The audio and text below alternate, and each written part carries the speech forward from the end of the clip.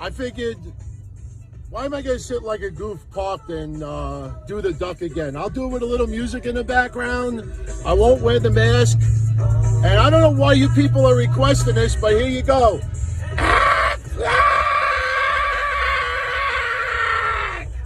Are you happy now? It's Friday night. That means it's time for The Don Tony Show. You waited all week, and now it's finally here. Get Don Tony's perspective on current affairs in the world of pro wrestling and beyond. I forgot. I totally forgot. I used Friday's template for tonight because Mish is not here. Hey, I gave everybody about 8 hours notice. I got a DM from him today. He's out of Chicago. Could have rushed home. No problem. I got the Donzilla Army here tonight. We don't need him every single night. So I forgot to update the intro. It's not Friday night. It's Monday night. Let's just get right into it. By the way, gonna mess around with a few things for my friends out there that are tuning in via Twitch, via Twitter, via Periscope, via Facebook. I think we could actually get some of your comments on the screen tonight. Couple of shout outs. Definitely do it. YouTube as well, obviously. My home is here. And obviously shout outs, members, subscribers. By the way, look, we broke 20,000 on Monday night. Friday. Wow, I got my dates all screwed up today. I'm in the Friday night mode. I want to thank everybody who helped this channel go over 20,000. Never in a million years I ever think it would happen this fast. Seems like the more subscribers we get, the less congratulations from all the podcasters showing their support. Yeah, we're rooting for you too. Yeah. Joe Cronin and Super, the only two people to step up. You know me, I don't celebrate birthdays for the most part. I don't celebrate anniversaries. People said to me, hey, let's check out your 1-year podcaster anniversary show, the 5-year, 10-year, 15-year, 20-year. I don't do them. But I tell you, it tells you a lot when people go out of their way not to give people good news. Karrion Kross tonight fought Keith Lee. Kind of wish WWE would give Karrion Kross and Keith Lee the Peter Avalon Brandon Cutler treatment. If anybody is a longtime viewer of AEW Dark, you'll know why I'm saying that. Tonight, they both had a match on Raw. I think half of friends out there probably were happy about this. The other half, not so happy. Look, man, I saw people tweet 20, 30, 40 times about last week's Raw with Karrion Kross. I saw people podcast about this topic. They don't get it. You don't get it. This is the WWE form machine. This is the WWE format. This is what they've been doing for decades and decades and decades. Nothing's going to change. And they know that. They know that Vince McMahon is not going to demolish NXT. It's not a fuck you to NXT. It's not this. It's simply their mindset. Look at Sheamus tonight versus Damian Priest. People are shocked. Oh my God, how dumb is this? Sheamus loses a non-title. Now Damian Priest gets a title. That's been going on since the fucking 80s. Well, maybe the 90s more than anything, because the 80s we'd have jobber matches. But my God, there's nothing different about this. The sales are on the back of Karrion Kross, and people, I think, deep down inside know that. It was Captain Obvious. We talked about it for the last 2 weeks. Adam Cole and Karrion Kross, that verbal confrontation was a little bit of a disaster. Karrion Kross's match with Johnny Gargano was a little bit of a disappointment. Not that the match was bad, but that so few people got behind Johnny Gargano outside of the several 100,000 that tune in on NXT. And a lot of those people who tune into NXT like Karrion Kross. So when you hype up Gargano versus Kross, a lot of people, in the WWE expected tons of heat on Karrion Kross. Did not work. So you see the shift in direction with Karrion Kross. Talked about it 2 weeks ago. No more violently destroying NXT personnel that the fans may not particularly get to give a good reaction to Karrion Kross to. So what is WWE doing? They're focusing on more mainstream names. Samoa Joe, William Regal. Yes, William Regal doesn't wrestle anymore, but sacrificial lambs. Wrestlers that are not in the title hunt right now. Figure heads that are beloved. Samoa Joe, Jeff Hardy, soon, by the way, if the rumors, because it's just rumors, Jeff Hardy has not confirmed it, WWE has not confirmed it, Dr. Vinny Boomba did not confirm it. It's all speculation right now, but the speculation is that Jeff Hardy got COVID, so we hope that he recovers, quickly and 100%. It's not just, he's got COVID 2 weeks later. He's fine.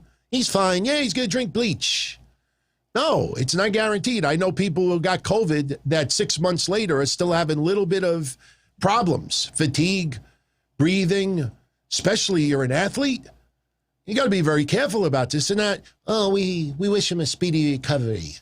No, you do that when you have a bruise or a sprain or maybe a broken bone or a cut, a laceration. With COVID, you don't take it for granted. But you see, eventually, Jeff Hardy, Keith Lee, Samoa Joe, William Regal, all mainstream names, sacrificial lambs. Now, yes, I'm with a lot of you out there. Keith Lee should not be a sacrificial lamb. Now, little news. Keith Lee went on social media today and said in about 2 weeks, he's going to talk about what he's been holding back. Now, me, I always try to think outside the box. And believe me, it's not hard to do. When you are a wrestling fan first and not a bitter bitch first, and you could actually try to enjoy things, Reginald is really where I draw the line. But when you really take a step back and enjoy things, it's just like what the shirt said. My opinion offended you. My opinion offended, I don't give a shit.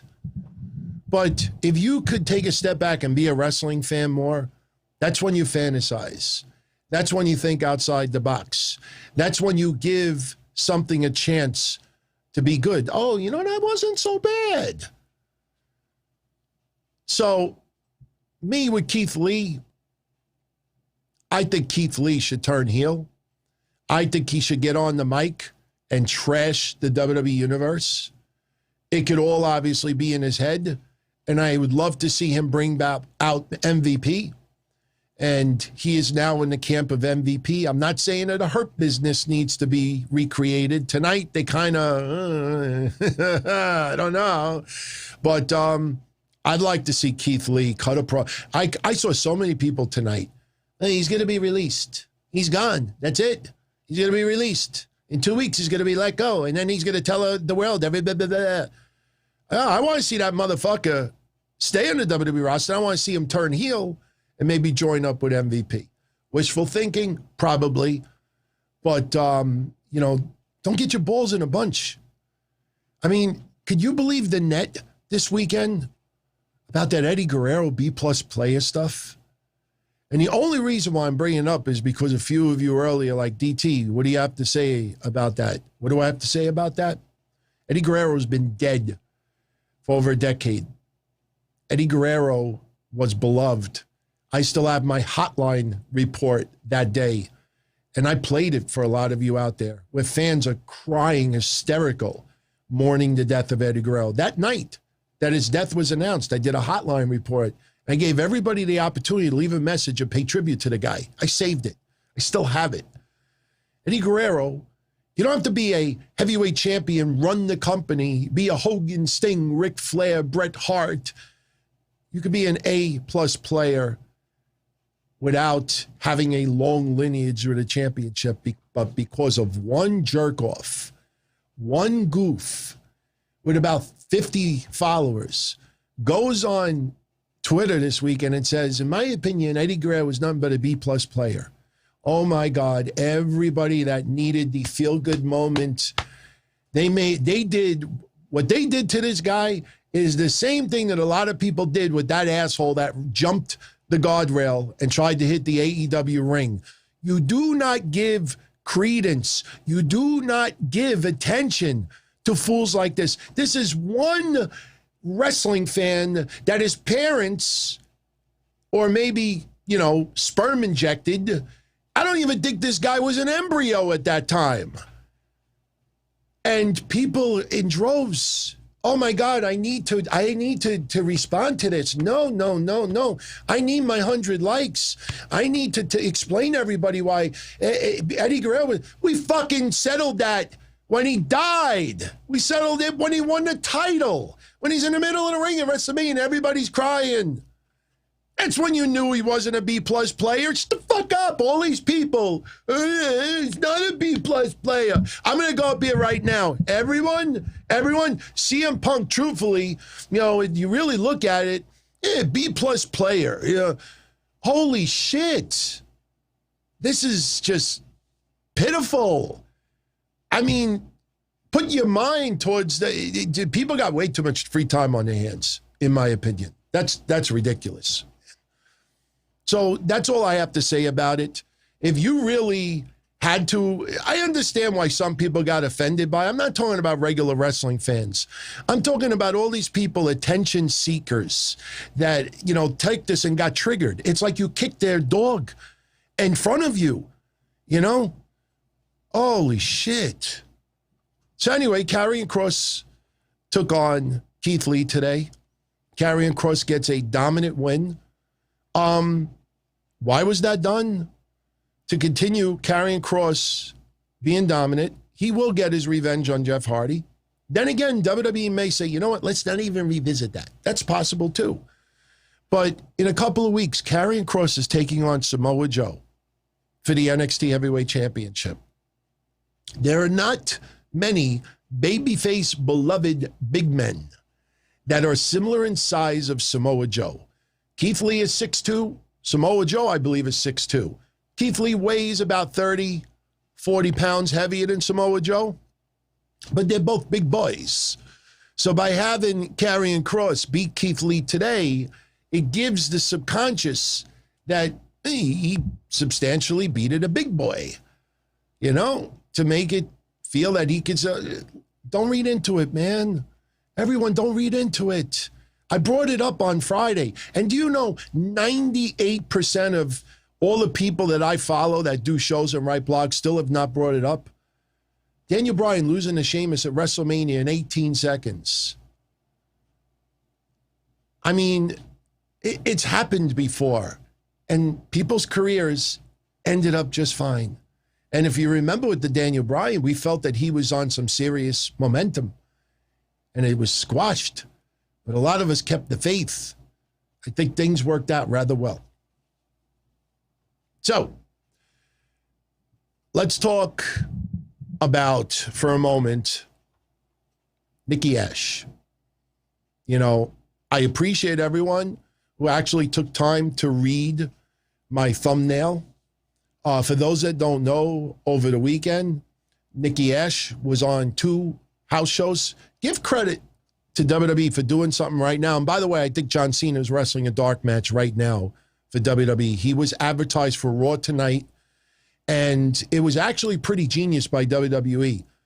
Say what you want about a lot of their horrible booking, which I'm with you on that. But give WWE credit today. They didn't want fans in droves walking out to see, because Nikki A.S.H. is taking on Charlotte in the main event. There was no title on the line. It was a contenders match. That's all it was. So, Nikki A.S.H., we'll get back to her in a second. But nobody left. Why? Because they knew they were being treated to something afterwards. They're sitting at the dinner table. Oh, Ma, can I go in my room? If you sit the dinner table, even if you're not hungry, even if you're not interested what's on the table, as soon as we have finished dinner, you can have ice cream. Goody. So I'll sit and wait the extra 10 minutes because I'm going to get ice cream afterwards. Nikki A.S.H, 2 house shows this weekend. 1 house show, she got booed. Not in droves. This is not like Matt Cardona heel heat, but she got booed substantially in 1 venue. In another one, it was polite applause. And as soon as the match started, the fans were pretty much indifferent about Nikki A.S.H. Now, this is all WWE's fault. This is not her fault. All right? Tonight, you had Nikki A.S.H. And listen, let's make this clear. Nikki had the wherewithal to think about this character, to come up with the outfit, what she envisioned, what she thought she could do.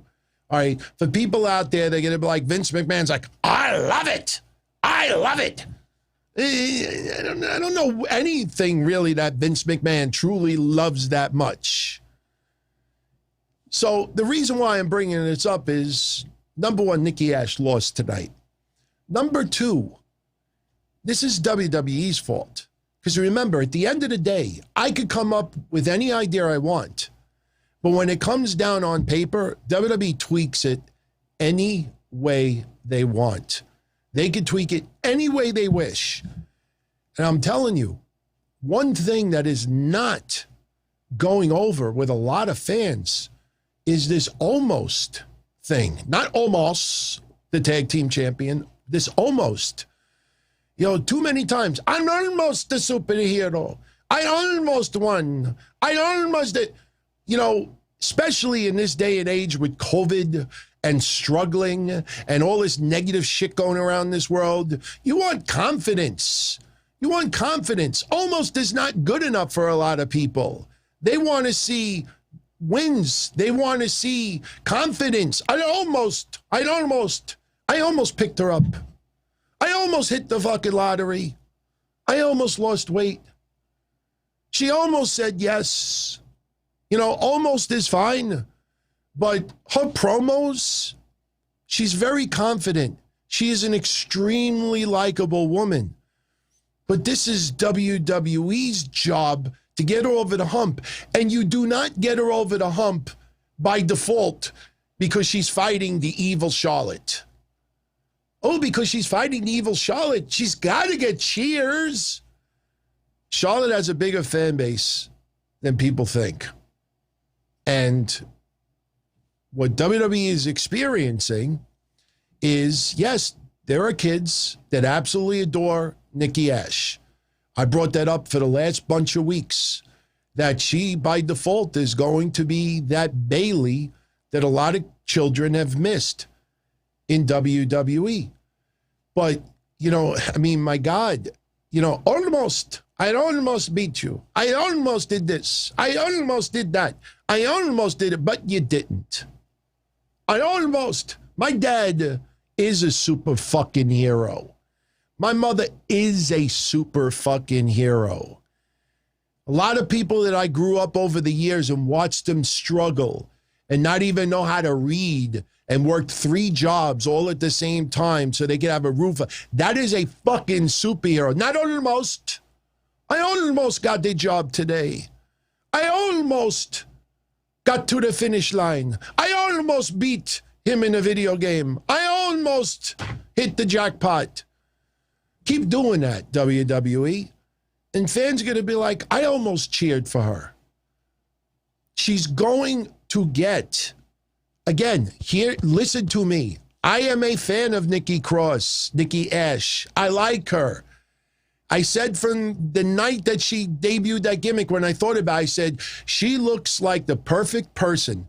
If you're, I'm sorry for repeating this, you have a party at a Chuck E. Cheese for your son, your daughter, your niece, your nephew, your sister, your baby brother, cousin, neighbor, and there's a host there hanging out with all the kids, blowing up balloons, playing games, doing this, she would be perfect. There's nothing about her that I don't like for the most part.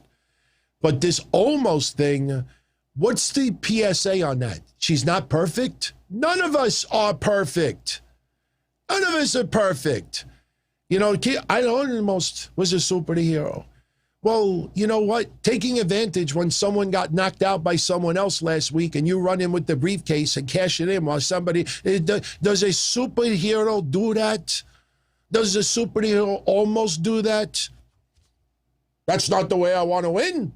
That's not what a superhero does. I almost would do that, but no, I'm better than that. WWE sending a lot of mixed messages. And let me tell you something right now. Older fans are the rabid ones. Little kids, don't get me wrong, are dying to see wrestling also. But older fans are the loud ones, crowd reaction, chants, paying the money, you know, going and driving an hour or two to go see an event. You know, you can't just try to target this because I'm telling you, it's going to backfire.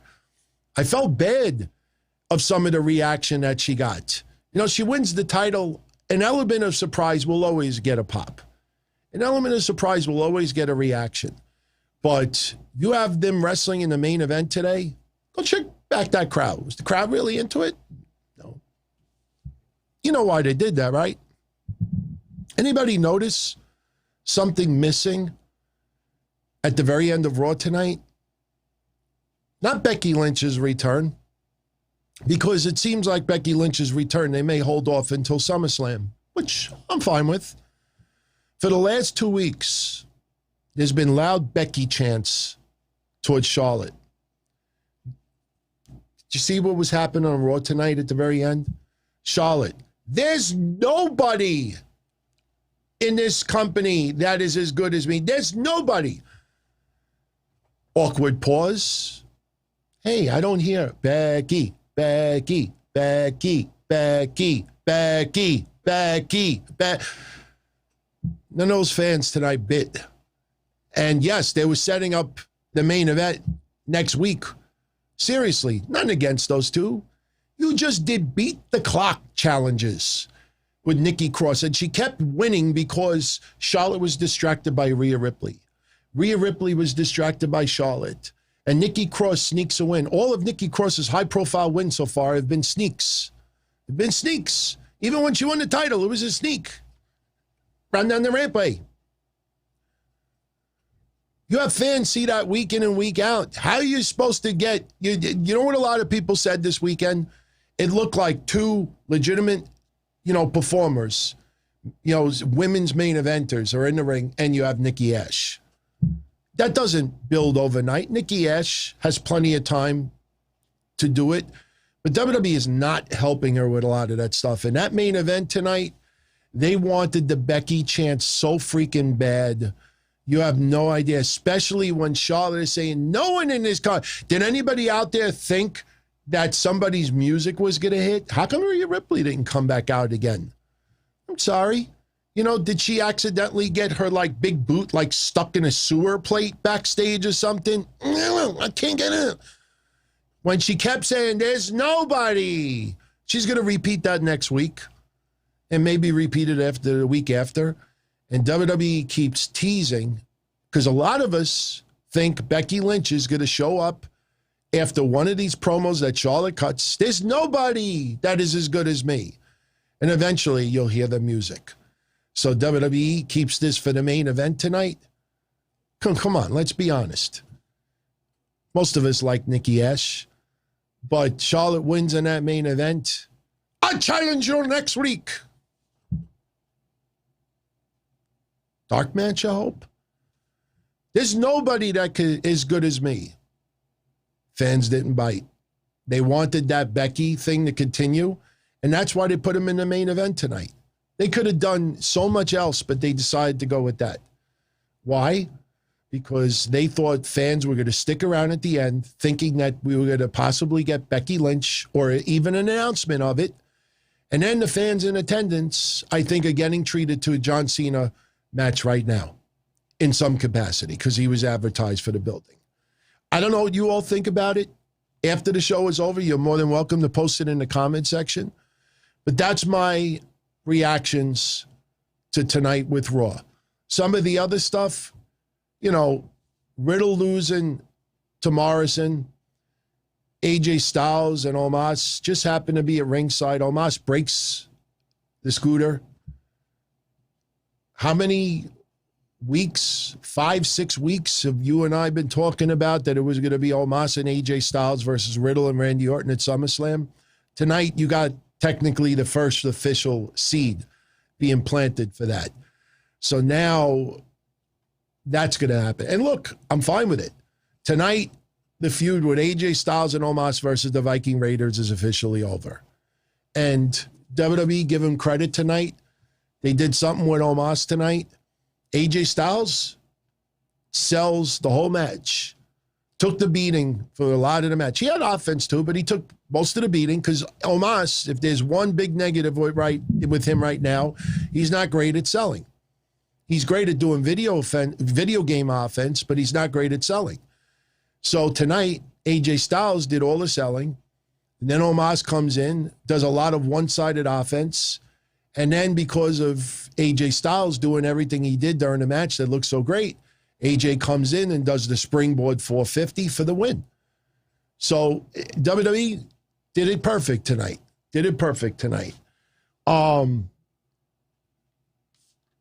Shout out to everybody who's live right now, by the way. We will obviously talk about more of Raw tonight. Got some news I want to share with you, some random news tidbits. If you go on the YouTube section, you could actually see that I posted a bunch of topics that I planned on getting into tonight, so you could get an idea of what I'm going to bring up. It hasn't been made official by WWE yet, but it looks like they are returning to Saudi Arabia October 21st. It's only 2 months away. And look, if you remember the last time they were in Saudi Arabia, there was a couple of storylines that were pushed on WWE television that we were not all that thrilled about. So it's going to be interesting to see what transpires right after SummerSlam. As far as I know, it's going to be like a regular Super Showdown event. The last time they were in Saudi Arabia was February of 2020. Care to remember what the card was the last time they went to Saudi Arabia? I have it in front of me. I'll just share with you to show you how much has changed in a year and a half. The OC, Gallows and Anderson, over the Viking Raiders. The Undertaker won a gauntlet match in the Tuwaiq. Was that what it was? Tuwaiq Mountain Trophy. Undertaker beat AJ Styles, Andrade, Bobby Lashley, Eric Rowan, and R-Truth. Miz and Morrison defeated the New Day to win the tag team championships.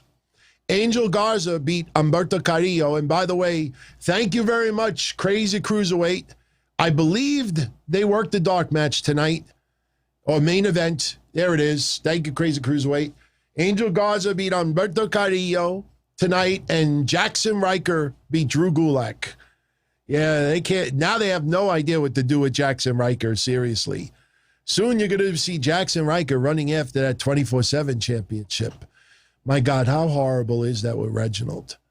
He fell on his face before. He's just excited. Look, I have nothing against the guy personally. He seems like a very friendly guy, a very likable guy. But this Cirque du Soleil shit, I mean, you can't have WWE management and people in that company rip the flippy, rip the AEW high flying stuff, and then you have him doing these dumb acrobatics. It looked like that bad scene in Naked Gun. I have a bad prop here.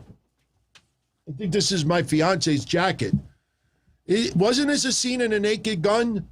Seriously, when R-Truth threw, I think the jacket in his face, didn't he did like a Leslie and Nielsen tonight. He did one of these.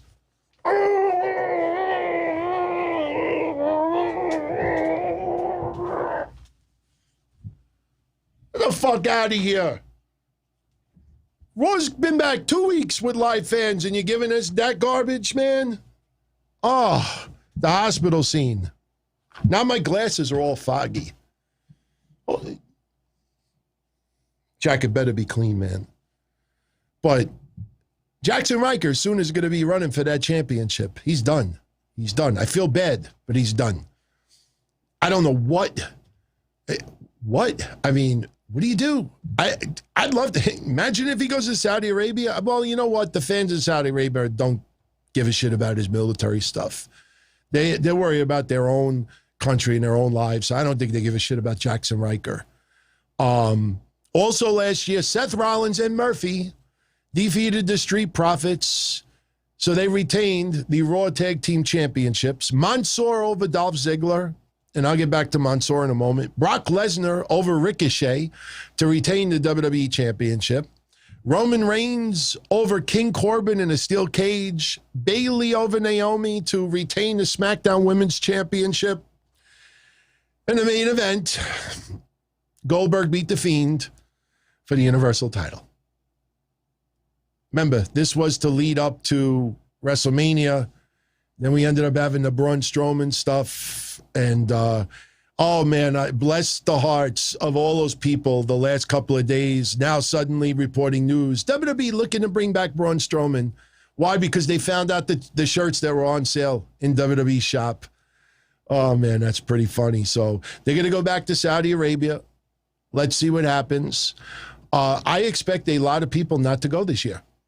Not just for COVID concerns, but, you know, I don't want to get into news and politics here, but if you look as far as what has been the advancement of the news story about Khashoggi since February of last year, it's a little bit more controversial now than it was before. So it's going to be interesting to see who appears next year. Some very, very sad news. And look, I feel bad for the Blair family. Obviously, this is not something you ever envisioned, but when you look into Brian Blair's son's history, Brett Blair, not Brett Baer, that's on Fox News, Brett Blair, 29 years old, found murdered. The only thing I will tell you is that his son has a decade-long history of problems with abuse.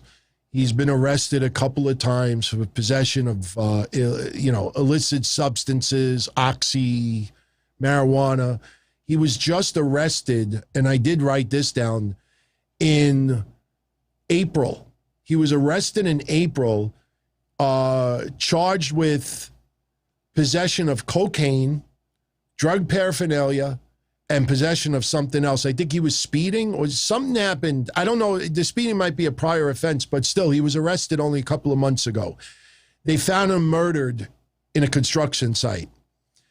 Now, anybody that knows, from my neck of the woods, especially when you think of like the mob, you show up at a construction site murdered.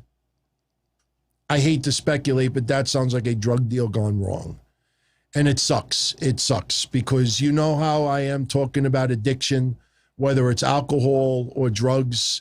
I saw the jokes that were being made today towards Jeff Hardy.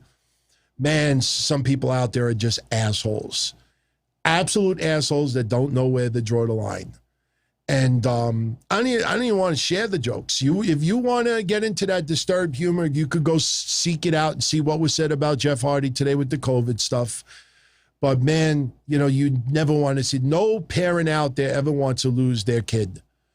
Never wants to see their kid die. And this guy got murdered, 29 years old. So thoughts and prayers, legit, with that family. I mean, just terrible. Absolutely terrible. Oh.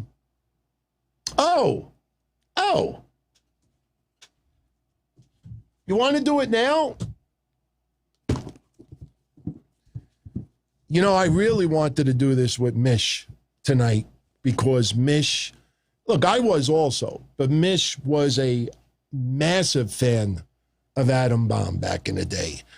There's a Patreon episode from about 6 or 7 months ago where we were talking about wrestling gimmicks from the 90s, and I got to find the clip, but he just talked for about 15 minutes on how much he loved Adam Bomb, and he said he always wanted one of those footballs and this and that, and I said, I'm going to find one for you, brother. And, because Bryan Clark, all those charges were dismissed, shouldn't have been charged with them in the first place, but COVID, they milked it for so long. And I love that Bryan Clark is riding a really nice wave right now, and he released a very limited number. Now, I said I was going to unbox this tonight. I said it from Friday. I wanted to do it with Mish tonight, but Mish is not here. I know some of you out there saying, well, you should wait until next Monday. And the answer is no. No, because I said I was going to do it tonight. Bryan Clark is actually tuning in tonight to see a reaction from me and from all of you out there. So I'm open it. But I will say this, two things, and I brought this up on Friday. Now, I blocked out his address and my address. So there's nothing on here that could be revealed that is personal. I didn't have regular tape, and I didn't want to just cut the labels off, so I put Post-it notes above it. See what I did? But I want you to pay attention of this. The guy paid $53 to ship this to me. Why? Because he wanted me to have it before Monday night show. That's how much, he wanted this. $53 for this. I told him, I'm like, brother, I don't know, next time ship this stuff priority mail, not priority mail express. This is overnight. He could have shipped this. Look, it's a small box.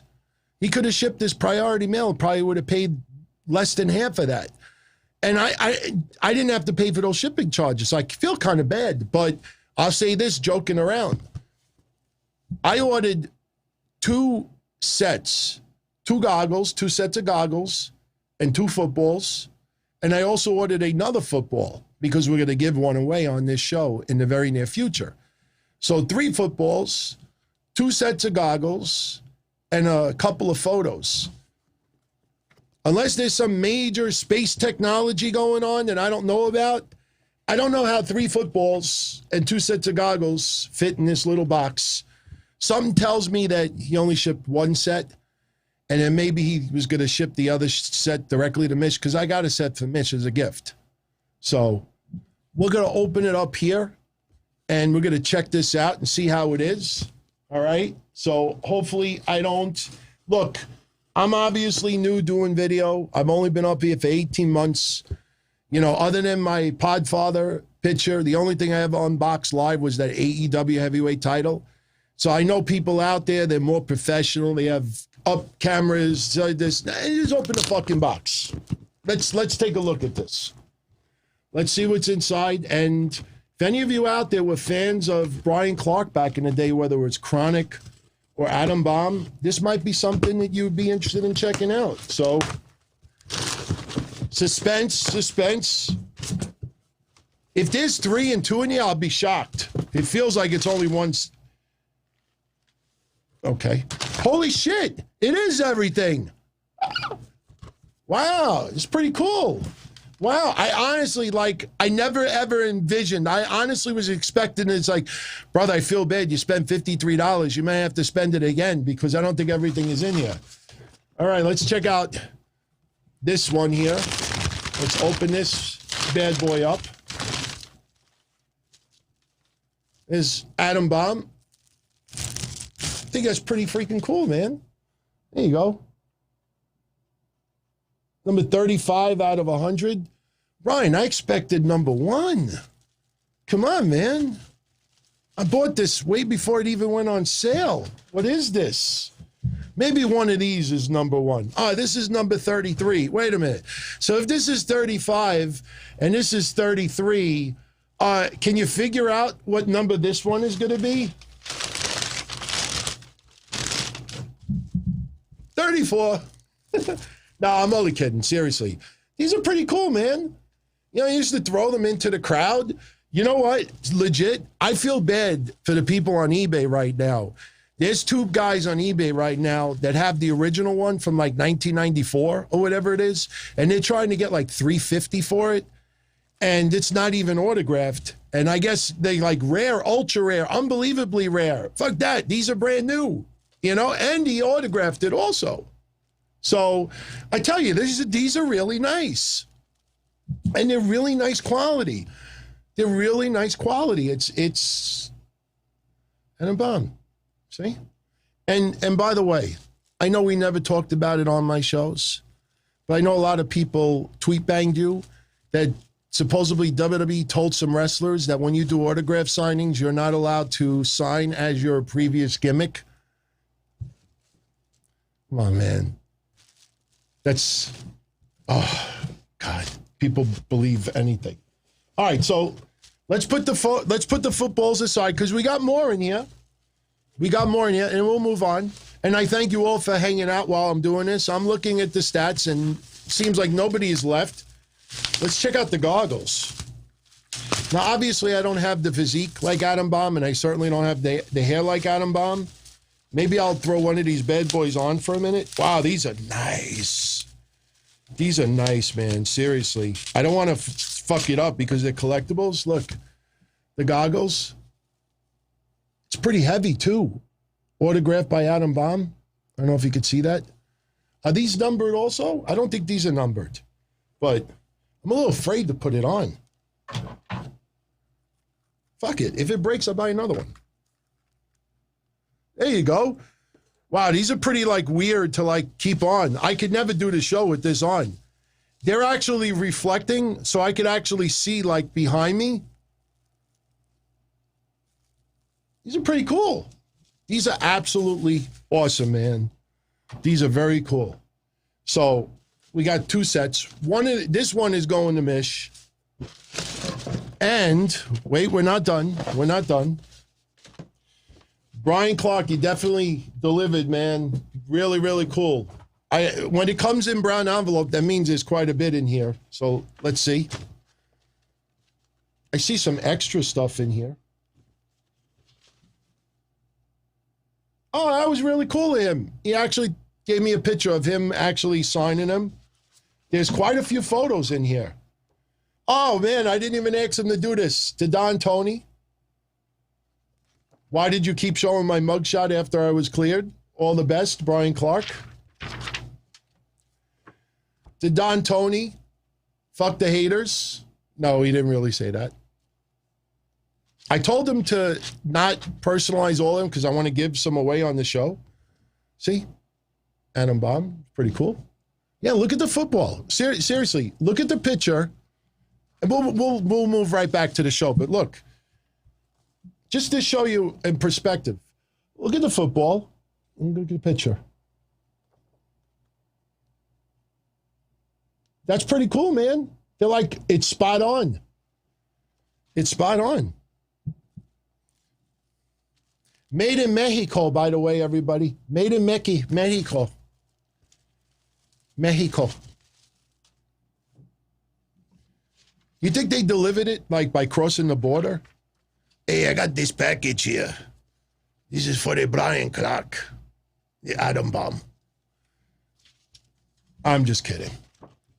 And by the way, I bought my stuff, honestly. I don't care if it's made in China, Japan, you know, as long as it's not made by kids and abused people, you know, business is business. That's how I look at it. You know, I'm not going to change the world. If I could get something for 1/3 the price, you know, I like buying American. But seriously, my bobbleheads, you're going to buy a bobblehead if I tell you it's $95 because it was made in Idaho?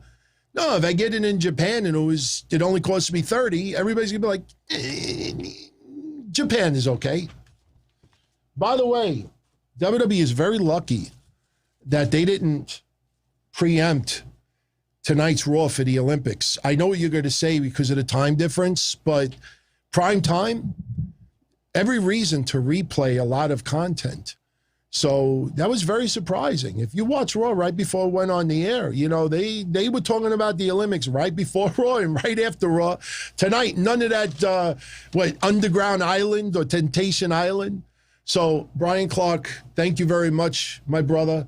Love it. Beautiful. I will be putting one back. Actually, you know what? It would be totally... Can we put this up here now? Can you see it? I don't know. Oh, shit. I fucked up. That's all right. We could leave it there for tonight. I did want number one, though. Do you know, like the signed cards for like this? Do you know I have the number one for Bray Wyatt? I have the number one for Brody Lee and another one, like number one out of like, I always try to get number one of something. I always want the number one. That's why even the Karrion Kross Scarlet figures, the first ever autograph they ever did on a WWE figure, I won them both. And honestly, I want to give it back to them so they keep it. So everyone out there, Benjamin and a few others, how did I get these? You got to go on Twitter, search Bryan Clark. I mean, I don't think he's listening live right now because trust me, he has better things to do at 11:30 at night, 11:50 at night. But if you search even my Twitter, you'll see his address. He's got an eBay account, and you can pick it up right there. The football's only limited to 100. And the fact that I'm number 35 and I got it literally 10 minutes after it officially launched, they got to be close to selling out. So, go pick it up, man. I'm telling you, if you were a fan of him back in the day, this is some good quality. Those goggles, I mean, really, really impressed the shit out of me. Those goggles are really, really good quality. You cannot see with them, though. Like, if you put them on, you can't see anything in front of you. In the corners, you could see, like, a reflection of the back. Like, I could see Taz behind me when I'm wearing the goggles, but you can't see straight. I challenge anyone out there to put those goggles on and drive for 2 blocks and videotape it. I really don't condone that. So, but, yeah, look, well worth it. Well worth it. And a very, very nice man. Seriously. I'm not just saying this because I got to talk to him a little bit, but Mish will tell you more than anything. That's why, I really wanted to say this with him on. When that news broke a year and a half ago about him, and we were really hoping, that it wasn't true. I mean, it just really, really glad for the guy. I mean, and what was awesome about it is that, not everybody, when something is cleared, that, especially social media, they're like, okay, cool, everything is squashed, totally gone. Sometimes they'll hover it over your head no matter what. So the fact that people, reported it and accepted it and didn't say, oh, it was under certain special circumstances, that is cool, man. That is cool. And more important, Brian, thank you for your service and your family. Good guy, from what I know. Guys, yes, Drunk Like channel. The Drunk Like channel. Just so you know, I could actually do this tonight. I don't know if you could see this. I could actually do this. I could actually do this. I was messing around with it a little bit. See how it says YouTube on there? See if my brothers from Twitch and Facebook, if they would have posted, I'm just posting random things. Yeah, here's another one. The goggles of fire. This is random comments. We're going to start putting some random comments on here also down the line. But, yeah, let's talk about it for a couple of moments. Let's talk about it.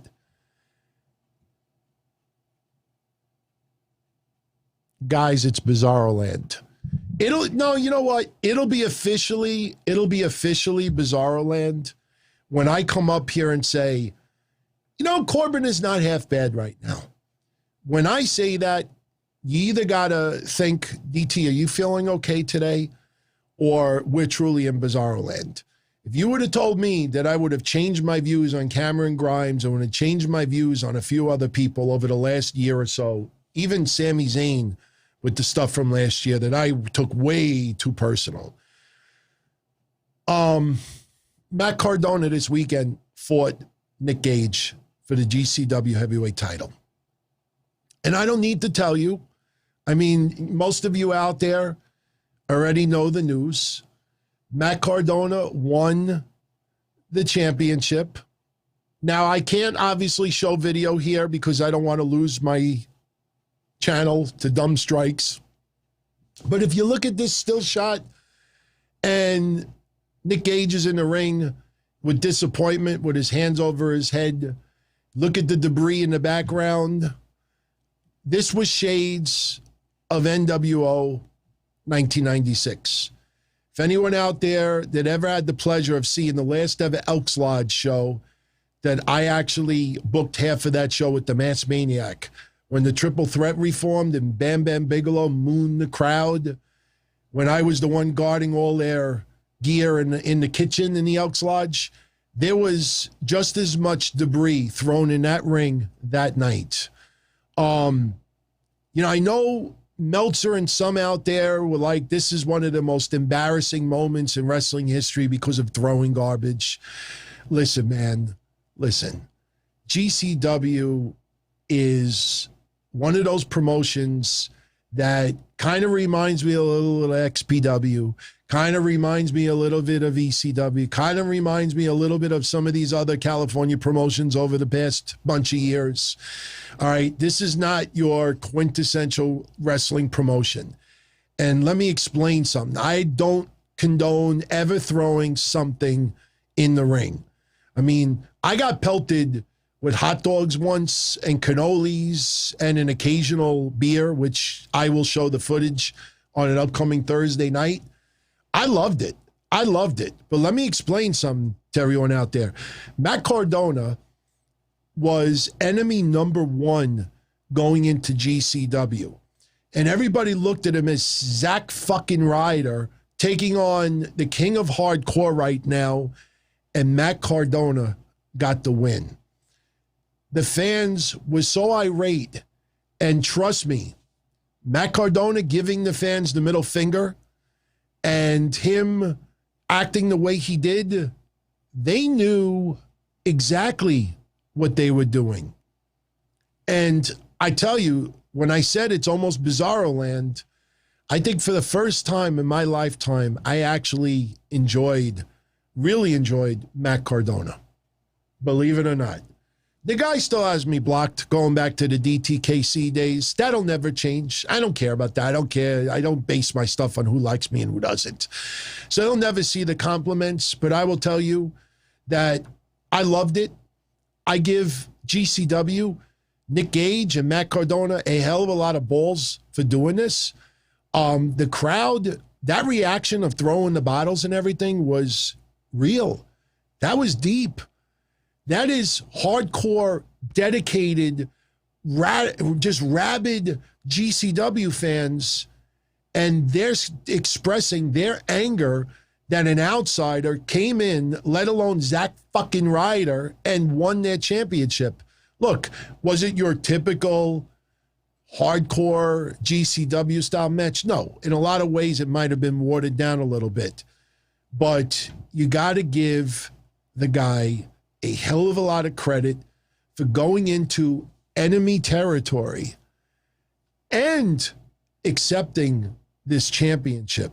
He could have went in there, got his ass kicked, lost, and then left there with some fans. Some fans would be like, don't ever fucking come back, you prick. Don't ever come back. Nothing personal against him. They just feel like he's not in their world. Some people, I think, would have showed a little respect. That's what they did with David Arquette. Some people that are hardcore GCW fans showed a little respect to David Arquette for even doing what he did.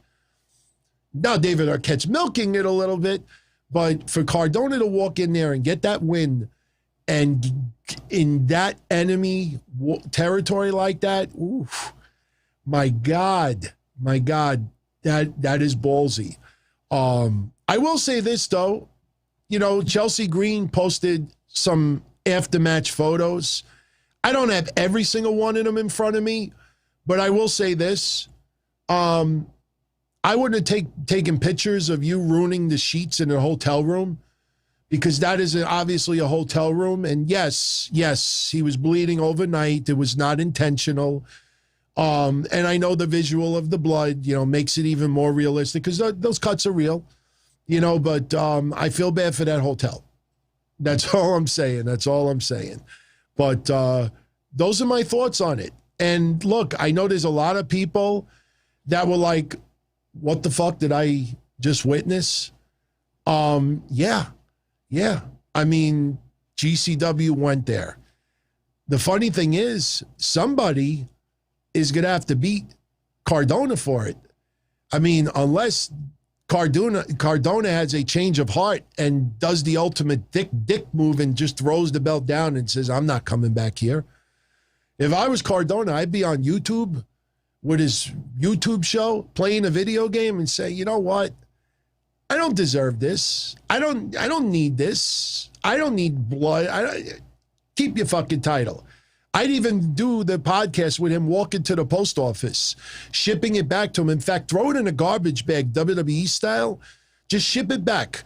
Close the garbage bag, put a twist tie on it or staple it closed, post a postage stamp on it. Obviously, we'd never get away with that. And ship it back to them like that. This way, Cardona never ever shows up on GCW again. You imagine the heat that motherfucker would get from there? But if he keeps that title, you got to give him some credit for being willing to defend that championship. That shit was wild, man. That was wild. They never, ever in a million years ever expected him to do that. But look, man, you know, it's that style is not for everybody, obviously. And I know there's a lot of you out there that aren't interested in that. But you got to give the guy credit for going into that world and doing more than what anybody ever expected. Now, people thinking that Nick Gage is going to sign with AEW automatically. I mean, look, let's be honest. Nick Gage is very popular in the hardcore world.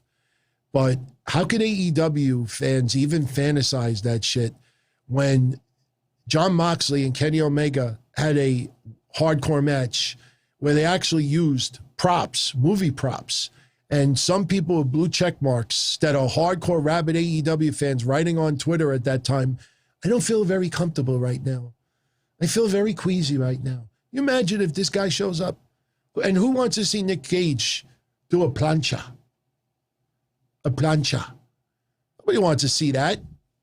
Nick Gage might be a little, look, as long as he has at least one match with Moxley, it'll be the Jeff Cobb route. I don't think he's there for the long term. No, I'm not even talking about the exploding match. The year before. All right. Anyway, let's start speeding this up a little bit because I definitely would love to take your calls for a little while tonight. I don't normally ask this. I would like tonight to see some new people calling in. I mean, some of you out there, you know, have said publicly, oh man, I tried calling in and I didn't get through. I'm not so sure about that because I see all the missed calls later on in the reports. And there's one point where for about 20 minutes, every single person that tried to call in has called in before. So if you want to call in tonight, here's your opportunity. For those that normally call in, unless there's something you really, really, really want to talk about, yeah, I definitely would love to mix it up a little bit tonight and have some call in. Maybe even want to talk about Lily Lucian. Lily Lucian. Are we starting to jump the shark here? I mean, now a video of the doll. What happened to all those people that Lily's never coming back? I don't know, man. I mean, I look at it like this. Where is this going? I don't know if people actually take a step back and think about what I'm saying. Is this leading to Alexa Bliss versus Eva Marie? Unless there's like chocolate pudding, and I know I'm being a little bit, you know, pervy, just talking about Attitude Era stuff. Because yesterday, I think, was the anniversary of Sable. That's all I got to do is this. You know what I'm talking about? Who wants to see Eva Marie versus Alexa Bliss? You know, if we were still doing Thunderdome and Eva Marie hit the ring and they did like Randy Orton, where she's just there and all of a sudden, like, her face gets, like, covered in, like, black liquid and stuff like that. All right, then maybe that would be fun. You know, but they're not going to be able to do stuff like that. Or maybe Eva Marie's walking by and the set starts falling down, almost like crushes her and stuff. I'm talking storyline. Who wants to see a wrestling match between Alexa Bliss and Eva Marie? And if we're going to see Alexa Bliss versus Doudrop, I mean, I like Doudrop, and she's very talented, but I remember the Nia Jax Alexa Bliss stuff, and it was not very good. And I don't know if Doudrop versus Alexa Bliss is going to be any different. I don't know where this is going. Playing psychological games, okay, fine. But what match is this leading to? I don't know. That's how I feel about it. So, I did not realize when Drew McIntyre hit Veer last week, or Shanky, sorry, it was Shanky, he hit him 34 times with that chair. I mean, I was counting last week, but it's like the Cesaro swing. Once you get to like 11, you start losing your count because you're just watching it. They replayed it today, and man, that's paying dues, man. Hey, we want to hit you with a record number of chairs. I'll tell you the only thing that disappoints me about this feud, Drew McIntyre is getting cheered big time now. I mean, there were a lot of people that were saying, oh, once we get out of the Thunderdome, the fans are going to speak out and they're going to yell and they're going to shit on Drew McIntyre. And he's nowhere near as over as people think. In fact, he's going to be booed heavily. No, fans like Drew McIntyre. They just felt after a year and a half of Drew McIntyre around the heavyweight title picture, they wanted a little bit of a change. That's all it was.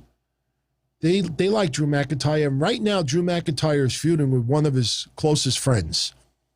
And when you remember Drew and Sheamus last year, or early this year, actually, they tore it up. I mean, you go back to that first match that they had where I honestly thought Meltzer was going to give it 4.5 stars. I don't care about match ratings, but I thought, okay, if you're going to give something almost 5 stars, that might be close enough. Drew working with his friends, you see that over the years. When someone gets the opportunity to work with their friend, you always amp it up a notch, an extra notch. So I actually have no problem with seeing Jinder Mahal versus Drew McIntyre at SummerSlam. The only thing I did not like today was they did the lawyer storyline again. And yes, for everyone out there, I immediately thought of the storyline with Muhammad Hassan when he brought out his lawyer. And you know, there's still people out there that probably have no idea who played the lawyer in this picture when Undertaker was feuding with Muhammad Hassan. Someone in the chat room, will you type who's playing the lawyer in this picture for everyone out there that does not know? And I think they would be pleasantly surprised. So whoever's the first person that writes it gets a shout out. Chris L., Benjamin got it, Genesis. That is Tommaso Ciampa. Tommaso Ciampa was Muhammad Hassan's lawyer way back when. So they revisited a lawyer storyline again, and Jinder brings out this lawyer. You know he's going to get Claymored. You know he's going to get Claymored. Threatening lawsuit, and Drew teasing that he's going, Claymore the lawyers, Claymore the lawyers, Claymore the lawyers. So Veer has a match with Drew McIntyre today. I got to be honest with you. I thought the ending of the match was dumb. And what happened with the lawyer after was even dumber. It was dumb and dumber. First of all, you have your typical match, and Veer is impressive. Veer is impressive. He's actually, I've seen him in NXT, and he's pretty good. It's pretty good. Had a decent match with Drew McIntyre. In the end, Jinder Mahal gives Veer a chair. Now, Veer has the chair in his hand. How many times, even over the last year or two, that somebody's having a match, they grab a title belt, the referee rips it out of their hands and tosses it out of the ring? Wasn't it very recently with a match, I think, with Roman Reigns, where somebody brought a chair in the ring and the referee took the chair, grabbed it, threw it out the ring? So what happens today? Veer has a chair in his hand. He didn't use it on Drew McIntyre, but he got disqualified. Why did Veer get disqualified? Veer had the chair in his hand, and Drew McIntyre claymored him. So because Veer was the one to bring the chair in the ring, even though Veer did not use it on Drew McIntyre, Veer was disqualified. Drew McIntyre got the win. Even Corey Graves slipped up big time because after they announced Drew as the winner, he said, unfortunately, Veer gets disqualified. Or he said, no, unfortunately, Drew gets disqualified for using it. No, WWE actually put it in. No, Chris, you say Drew got DQ'd. Okay, maybe they fixed that later on, but no, listen to that commentary. They said that Veer brought the chair in and Veer got disqualified. Corey Graves got slipped up with that. So it was just, look, I don't care which person won. It was just a very weird reason. Veer brings in, look, it's like a Van Daminator. The difference is Rob Van Dam usually brings the chair in himself, throws it at the other person, the person catches it, and Rob Van Dam kicks him with it. But the thing is, Veer brought the chair in. So Drew just claymored Veer, and Veer lifted up the chair. So why would even Drew get disqualified? Drew didn't bring the chair in. Didn't even touch the chair. You see what I'm saying? Like, the finish was just very, very dumb. Either way you look at it, it was just a very, very dumb finish. Then afterwards, see, now Sam says Drew won the match. Telling you. I heard them say, unfortunately, Veer gets disqualified for bringing the chair and ran away, but he didn't use it. He just held it. Look, I got a chair. But what was even worse, and you know me, I'm a stickler to detail. After Veer and Jinder Mahal start walking down the rampway, the lawyer is still at ringside. So Drew McIntyre grabs the lawyer, picks him up, tosses him in the ring. Now, I just picture this in storyline. Jinder Mahal and Veer, after Shanky getting hit with 34 chair shots last week, Jinder Mahal and Veer, storyline, they got their lawyer, their attorney, is now in the ring with Drew McIntyre, and they're just standing up the rampway like goldfish, like Indian goldfish. And then Drew McIntyre goes in the corner like this. I can't do it too high. You can't see it. Like this. Because he's going to do 3, 2, 1. And as he's doing this, they're flashing the camera on Veer and Jinder, and all they're doing is 3, 2, 1, Claymore kick. And they're still standing the rampway. Absolutely stupid. Stupid. They're just standing there watching. It went too long. Soon as he grabs the lawyer, Drew didn't have the chair anymore. Why didn't they hit the ring and try to pull it? They're just standing there watching it in anger. Will you become crippled? Did Lily put some type of spell on you that you froze? It looked so bad on TV. I know we're not supposed to think that deep, but so bad. It was so goddamn bad, man. Awful. So we won't be seeing the lawyer again. Good. Get out of there. We already talked about Karrion Kross beating Keith Lee. Do not worry about Karrion Kross. Be a little concerned about Scarlett. They could always introduce Scarlett later on. Maybe Karrion Kross on TV on Raw is a very temporary thing, and that's why they're not doing the tremendous entrance. This is a Nick Khan effect that I've been telling you about for 2 months that a lot of people just didn't even pay attention to. It continues.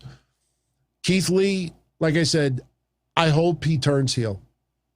I hope he comes out there in a week or two, cuts a really nasty promo, rips the fans, has this perception about the fans that are obviously not true, and then he brings out MVP.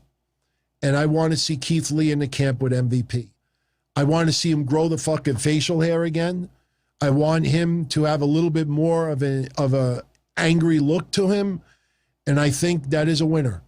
I I think it'd be a nice challenge for Keith. Hell, if you even want to go one step further, put Mia Yim with them as well. Let him come out there with Mia Yim. Let her diss the fans too. Why not? Why not? I like it. We will see. We will see. What else do we get tonight? Let's see the results. Oh, we mentioned it briefly earlier. Damian Priest beating Sheamus, non-title match. This is obviously the formula that we've watched for decades. We want to have Damian Priest and Sheamus at SummerSlam. So how do we get there? Okay, he gets a contenders match win. Oh, now he's got to be in line for a championship match. They've done that with the tag titles. They've done that with singles titles. They do it every single month or every other month. There's at least one or two that get pinned. He or she must be in line for a title match now. By the way, I'm still trying to find out what's going on with Dana Brooke. I mean, we've pretty much found out, and I've already talked about that all those rumors that people were spreading that she was pregnant, that appears to be not true. But it's interesting that she's totally out of storylines completely right now. Totally out of storylines. We'll see what happens with that. But I brought this up very briefly earlier. WWE, give them credit for going back a little bit old school. Anybody that remembers, especially the 90s, the 90s is really where it went full-blown. And it was a lot of fun back then covering house shows. But after a while, there would be a little pattern that would happen. And I'm going to flash back right now about 20 some odd years, 25 years or so, about 20 years, because I've been doing this for 24. And how many of you remember this? I've brought this up once before. I would do my wrestling hotline, and then I would say, WWE house show results in Detroit, Michigan. And I go through the matches, and I would say that Diesel beat Psycho Sid. After the match was over, Psycho Sid was angry, insisted on a rematch. The referee restarted the match, and Diesel pinned Psycho Sid again. Then the next day, I would do my hotline report. WWE house show results, Abilene, Texas. Diesel takes on Psycho Sid in the main event. Diesel defeats Psycho Sid after the match is over. Psycho Sid is very, very upset, demands a restart. The referee restarts the match, and Diesel beats Psycho Sid. And then you get to Sunday. WWE house show results. I will not repeat it again. WWE house show results in, Houston, Texas. Same card as last time. The only difference is that Psycho Sid got disqualified. They would repeat the same matches over and over again. And usually a lot of those matches on the house show circuit were leading up to a pay-per-view match. And you would have like Shawn Michaels feuding with Vader. Shawn Michaels and Vader would work the house show circuit. And they would test things out on the house shows to see how the fans react, try something out, see if this works, see if this works. And by the time you get to the pay-per-view, you pretty much know exactly what you want to do. They're doing that right now with Cena and Roman Reigns, because over the weekend you had Cena teaming up with the Mysterios against Reigns and the Usos. And by the way, anyone have any reports of John Cena wrestling tonight?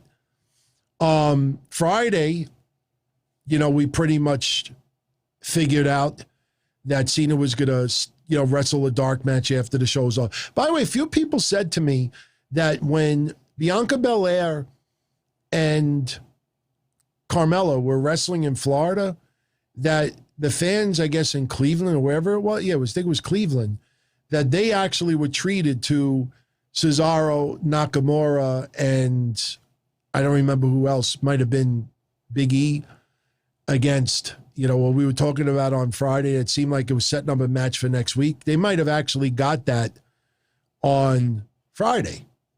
They might have gotten that on Friday.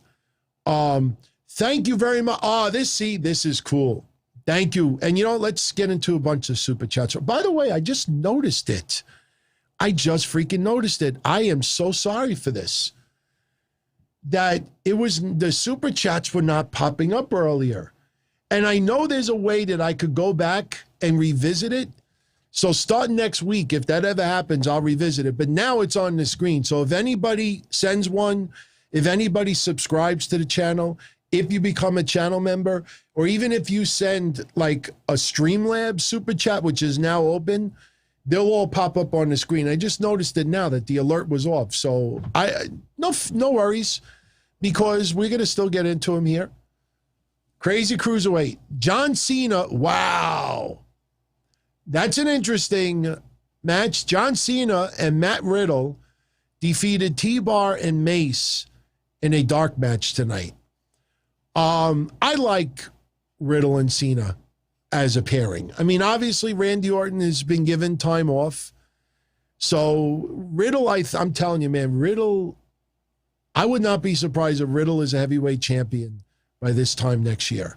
He may not be a heavyweight champion 1 year from now, but at some point between now and next August, I think Riddle is going to be a heavyweight champion.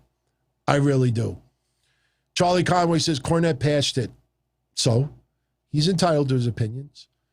Everybody's entitled to their opinion. Doesn't mean I have to acknowledge it. Does he ever talk about mine? No. Sure, he's a Hall of Famer, and I'm a nobody, but still, he has the right to his opinion. I'm just looking at it as an entertaining wrestling fan. I think that would have a lot of comedy involved, a lot of gaga, and I don't analyze every little thing. I don't analyze it. I just try to enjoy things as a wrestling fan, and believe me, what I'm telling you, if you take a step back and try to be a little bit more, I'm not saying you, but just in general, if you just try to be a wrestling fan a little bit more, things aren't as bad as you think that it is. There's definitely low points, especially with Raw. There was a couple of things tonight that was a hard sell for me. But, there's no reason to get in these, especially with the Karrion Kross last. NXT's rating went up. Only went up this much. It went up. It put a lot of attention around Karrion Kross. And I think, and I brought this up last week, in hindsight, I think that's exactly what WWE wanted to do. Get some added attention on Karrion Kross. And yeah, they did it by having Jeff Hardy cheat and get a roll-up. But in the end, Karrion Kross is going to fuck him up if they still go that route. Sean KB, what's up, my friend? Something tells me Sean will pop up any second. It should. It definitely should. There it goes. Right before Raw, the Olympic commentators on USA sounded pissed. Yes. Sean, you are absolutely right. You're absolutely right. I got to bring this up really quickly. And Liam Savage, do I think NXT will go back to Full Sail eventually? Or they have too much money in the Capital Wrestling? So I think they will go back to Full Sail. Look, you put it together, you can take it apart. There's no reason why you can't move something to another building. There's no reason why you can't. I mean, my God, look at Thunderdome. Think of the amount of money that was involved in Thunderdome. But still, when you realize you got 10,000 fans in a building, merchandise and concessions and people getting, that live fan experience, there's nothing that replaces it. There's nothing that replaces it. So, yeah, I definitely see them going back to Full Sail. Absolutely. Absolutely. And Bourbon Bruce, of course, you will get credit for 2 super chats. I'm going down the list now, my friend. In fact, if my calculations are correct, we should see it in 5, 4, 3, 2. I know when I do this audio only, friends are like, oh, cut it out. Cut it out. It'll pop up. I don't know, for some reason with this, there we go. But there we go. Thank you, my friend. Thank you. Much love. Much love. Sean KB. And I actually mentioned this opening up tonight. I said earlier, WWE is very lucky that the USA Network did not preempt him tonight They actually did the now look, I heard about the ratings for the Olympics being extremely low for various reasons. But the USA Network, I mean, when they, right leading into Raw, they had the Olympics on, and as soon as Raw went off, they're like, oh, good, now we can get back to real sports. That's what it felt like. That's the aura that we got. The woman was very cordial about it. Right now, you're going to enjoy some WWE Raw. She seemed okay, but I agree with you. You could tell that they were not all that happy about it. So, Crazy Cruiserweight, thank you again, my friend. Much love. I appreciate that. And make sure you check out tomorrow's Patreon show. I know you don't tune in live, but you could go to my YouTube Discord channel now. It's just my YouTube family out here. It's Friendly Waters Cruiserweight. So if you need an invite, DM me tonight. I'll send you a personal invite. It's vibe is awesome. And I didn't even officially launch the Discord yet because last weekend was a little crazy. You know, it was a little bit hectic on my neck of the woods. So, Gio.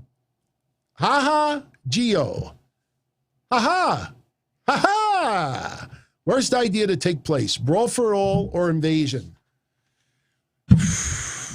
Wow. If Gio is a long-time listener, I've only been doing video a year and a half, so long-time listener, that question is a lot harder than you think for me.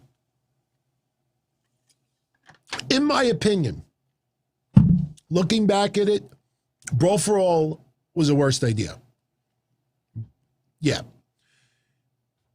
I invite anyone out there to go back and watch the match when Bart Gunn, Brandon Jones, breaking news.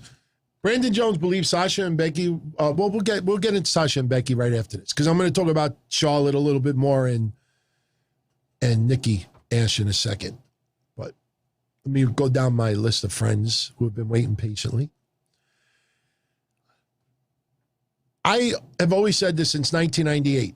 I started my hotline in 97, and I've been consistent since 98. I didn't like the butterbean stuff, but you go back and you watch that fan reaction when Bart Gunn laid out JBL. That crowd popped.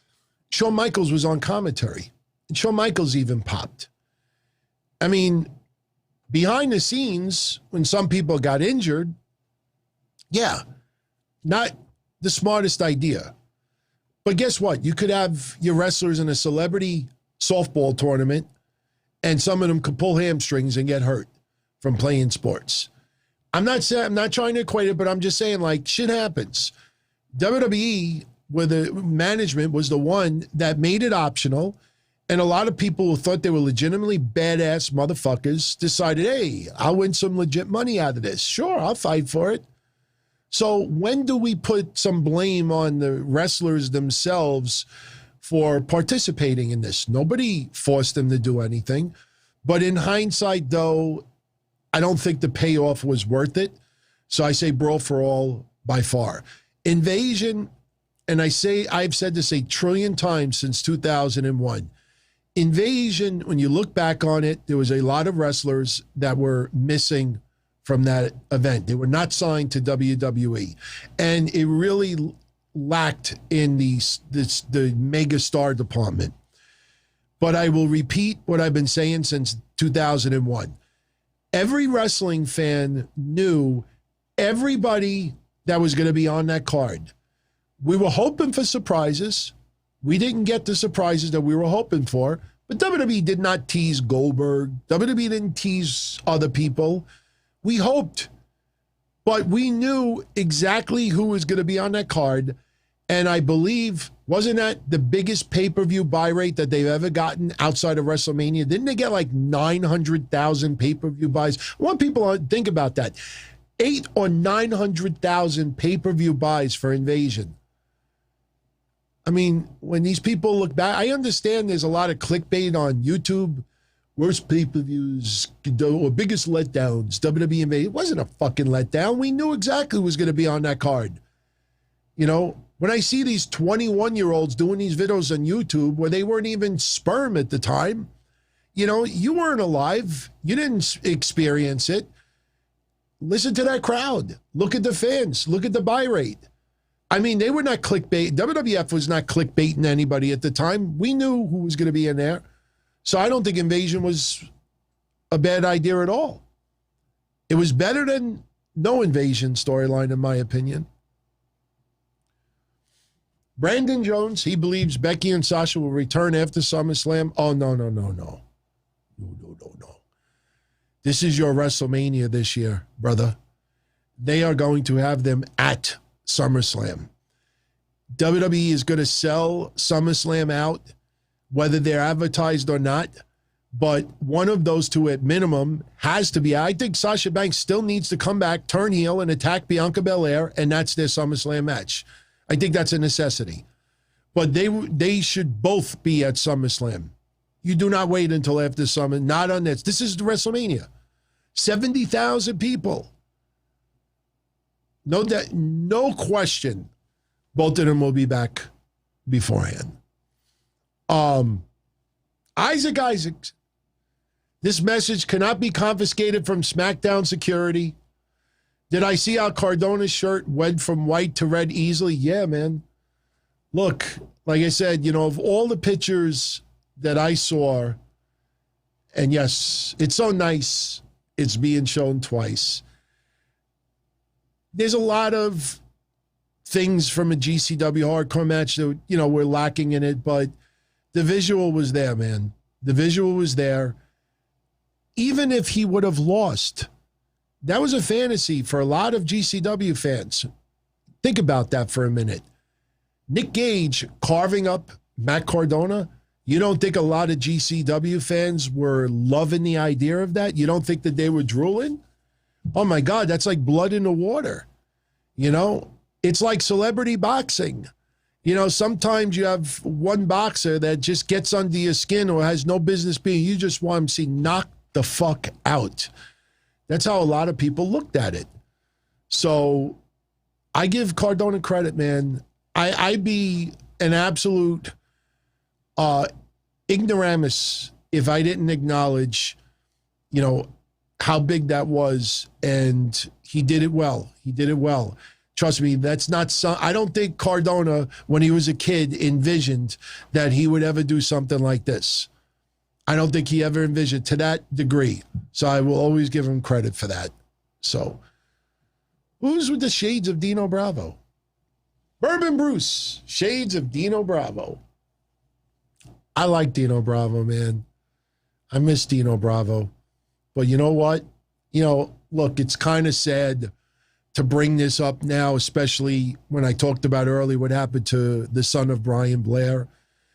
But man, if you're going to go out, you go out mafia style and you're shot and I'm exaggerating, 85 times. And you're just whacked out. You pissed somebody. And it's, anybody ever watch Miami Vice? Do you remember the episode of Miami Vice where they were trying to investigate people who were selling cow sperm, the illegal market of cow sperm? It was the most dumbest episode I think I've ever seen of Miami Vice. Miami Vice, my favorite TV series of all time. You look at any of the vintage DT pictures I put online, there's usually some type of Miami Vice influence on my attire. But, if you're going to go out mafia style, cigarettes, that sucks, man. If I'm going to go out and I'm going to be taken out by mob, I obviously I don't ever want that to happen, and I'm not stupid enough to do anything illegal like that. But if I did, I'm going to make sure that, I'm going to get my money's worth. I'm going to try to knock off the kingpin. I'm going to try to live like Tony Montana. In fact, somebody did a face app with me, putting me as Tony Montana. I don't have the video in front of me, but, to go out and get shot like that for cigarettes, whew, man, that's seriously, if Dino Bravo went to the heavens after and they were reviewing his resume so he could go through the pearly gates and born so-and-so, died, result, shot over cigarettes. Ugh. That's vicious, man. James Campbell. He figured out why Nikki is champion. It's a distraction until Becky returns and extends Charlotte versus Ripley through SummerSlam. Some of that could be right. I mean, put it this way. You see the glaring problem on Raw. They have nobody is ready. Oh, no. Nobody is ready for Asuka. That's what they would say, right? They can't even figure out what the fuck to do with Asuka now. I mean, she deserved some rest. Asuka definitely deserves some rest. Look, for us as selfish wrestling fans, we don't want her to rest. We want her on TV. But you see, right now, it's Rhea, Charlotte, and Nikki. Don't even pay attention to Eva Marie and Doudrop and Natty and Tamina. And by the way, let's hope Natty is okay. By the way, Jimmy Smith totally got Natty and Tamina wrong. Yeah, I don't know if you picked up on that also. He was talking about, Natty picked up the win to make up for Tamina, who, he just totally got the names wrong. And he's still new, so it's, it's forgivable. But Natty looked like she turned her knee pretty good today. Let's hope that it was just maybe a little bit of a sprain. But that sucks also because they're the women's tag team champions. And as much as I wanted for such a long time for Tamina to be a tag team champion or a singles champion, any type of champion, I mean, their tag team title reign has sucked. It sucked. Now, with the ending of Thunderdome, you kind of let it go. All right, now we're getting back to live crowds. Now they're really going to show what they can do and really start building a good tag team title run. And WWE's doing shit. They're doing shit with it. Like, it feels like Knox and Shotzi are like the next in line to get the belts. That's what it feels like to me. But let's hope that Natty's okay. Because if she's got some serious injury, what do you do? Do you strip them of the belts?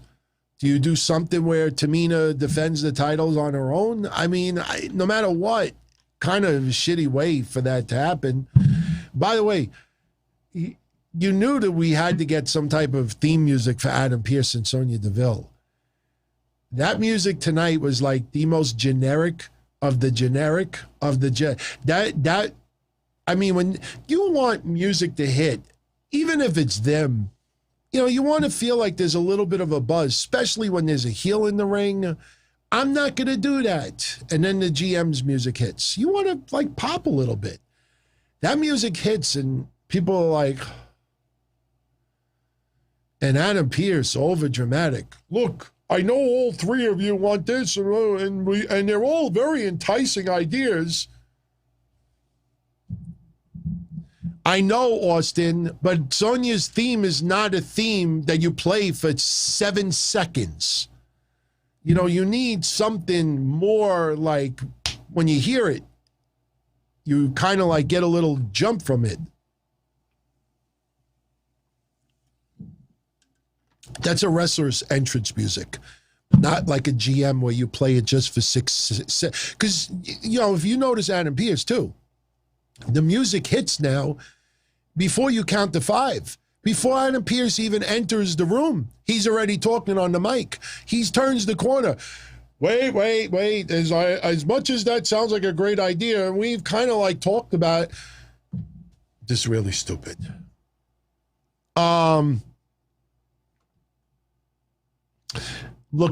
Checking out a couple other super chats. Berman Bruce. WWE did a shit job. I think that's supposed to be shit. Getting the word out on tonight's time slot. He missed the whole show. Why would you be confused? There was never any preemptions announced. I honestly never expected a preemption. I was a little surprised. I wasn't really paying much attention to the Olympics anyway, but I don't think there was much confusion with the time slot. I mean, next week, now that next week, and next week, I don't know. Maybe, NXT is preempted 2 weeks. By the way, reminder, NXT tomorrow on Sci-Fi. Make a programming note. But, I don't know anybody that thought there was any chance. But look, if you are asking me or anyone else out there, should you go watch it? Yeah. If you have the capability of watching the replay, watch it. It wasn't a bad episode of Raw, but there was a couple of things that, weren't. So put it this way. The fans at times tonight felt a little bit lackadaisical. I don't blame them with some of the stuff they were given. But remember on Friday, I don't know if that 6-man tag match even went down, but what we got on TV, remember, even if that 6-man tag happened in Cleveland while Bianca was taking on Carmella, you take away the opening match of Finn Balor and Sami Zayn, and you take away the match with Jimmy Uso and Dominic Mysterio, I think there was only 17 minutes of wrestling during those 2 hours on TV. 17 minutes. Imagine how that Cleveland crowd felt. Yeah, an added 6-man tag, I guess. But even the Street Profits match and Bianca's match, that was only 10 minutes. The whole thing at Rolling Loud was only about 10 minutes of an appearance. So it wasn't like they were there for hours, competing on TV or off TV. But yeah, I would watch it. And McCrew, 78. Thank you so much for everything that I do. Truly the number one wrestling podcast. I appreciate that. I really do. I don't take it for granted. I really do thank all of you who hang out. Couple of quick programming notes. Starting August, which is next week, for everyone out there that wanted a live audio-only option, I will be available on Spreaker. I know we were doing Mixlr before, but Mixlr is so unstable and kind of sick of paying it every year and not using it because I was the one who always paid it for the last couple of years. Starting, I think, next week, there'll be a Spreaker option. So if you want to tune in and just audio only, that'll be an option. Also, a lot of you have been out there asking about me doing a show on a Sunday. Now, yes, I like my weekends for my family and my significant other, but there are parts of Sunday where I'm doing nothing. So I don't want to say it's going to be every Sunday, but I'm going to do something. And I've had this idea before, but since I'm Italian, and if you ever watch like Goodfellas or The Godfather, Sundays, the Italian, it's like sauce, Sunday sauce, meatballs, sausage, pasta, lasagna, veal cutlets, chicken cutlets, salad, Sunday sauce. You ever go to an Italian restaurant on a Sunday, a lot of times there's specials on the menu. One of the specials will be Sunday sauce. So I would say probably at least 2 times a month, maybe 3, maybe 4, depends. I'm going to do an episode on Sunday, but I will tell you, it's going to be just Q&A. No covering of news, no calls, just going to sit here. Every question that you post in the chat room, we were going to have straight up Q&A. And it's going to be open to every platform, Facebook, Twitter, Periscope, which is the same thing, maybe Twitch, I don't know, but we'll just chat about whatever. We'll see. Maybe it doesn't work, and then we don't do it. And collaborations are going to start. Joe Cronin reached out to me last week that he would love for us to have a conversation, couple of them. We don't agree on a lot of topics, but the cool thing about Joe is he doesn't get triggered if you disagree with him.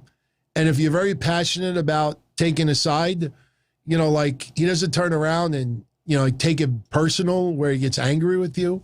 So, yeah, we're going to do something very, very shortly. And we're gonna do some collaborations. I'm gonna have Lee on with RCWR, Connor from OKFabe, and the other shows out there. Like I said, I am open. I definitely want to do one episode with Conrad People have been wanting to see me do something with Vince Russo. I'd love to do one with him. I'm sure he would do it. And there's a few others out there. You know, the thing is that, you know, I don't mind reaching out to someone and say, hey, would you want to do like an episode together? We just, you know, debate, whatever. But, you know, I'm not going to, you know, go to people who think they're too cool for school. You know what I mean? Like people, I've been doing it since 97. And, you know, I'm not going to start kissing ass of people, but we're going to do some collabs. So this is all going to start in August. So there's a few other things too. I'm telling you, there's so many shows out there that would like to do something, and I'm definitely down. But, you know, it's got to obviously coincide with schedules. And plus, I want it to be something that you're going to enjoy. I don't want to bring someone on or go on their show just so, you know, I could tell everyone, hey, I'm going to be on this show. You know, it's got to click and it's got to mean something, you know? Oh, Coog, I talked about that last week a couple of times. CM Punk has to come out, the cult of personality. And I gave a scenario already. You know, if AEW doesn't announce beforehand that CM Punk is signed and he's going to be at the next pay-per-view in Chicago, then they will tease the fuck out of it where everybody and their mother knows he's going to be there. And then I want to see Hangman Page versus Kenny Omega. And you have the Good Brothers or the Young Bucks. You have the Elite come out and try to, you know, cause, you know, a distraction or interference. If you want to have the Dark Order come out there, who have to, especially since Hangman Page is going to be fighting in the match, you have the Dark Order chase away Gallows and Anderson. And then maybe you're left with one other person around ringside, and then CM Punk's music hits. Or maybe you have no one else around ringside. CM Punk's music hits, that first note of cult personality hits, everybody will go ballistic, go bananas. The place will blow the roof off the building. And then CM Punk nails like one or two moves on Kenny Omega, and Hangman Page gets the win. This leads to a feud with Kenny Omega and CM Punk with no belts on the line. And Hangman Page, because we talked about it last week. You know, we talked about it even a week earlier. You know, you do not divert from the push of Hangman Page now. You know, you back to live fans. You cannot go off track simply because CM Punk and Daniel Bryan are going to sign. If their plans were to give Hangman Page the title, you do that. You know, Mick Foley, when he became heavyweight champion, that infamous, you know, Tony Schiavone, when he said, you know, like, oh, that's going to put asses in the seats. That, you know, I think a lot of people forget that Steve Austin came out and wailed The Rock with a chair shot, knocked his ass out, and that's how Mick Foley got the win. You know, nobody ever looks back and they're like, yeah, Mankind won, but you know what? Steve Austin with the chair shot. Nobody fucking cares about that. They just loved it. It was a special moment and still is a huge special moment to this day.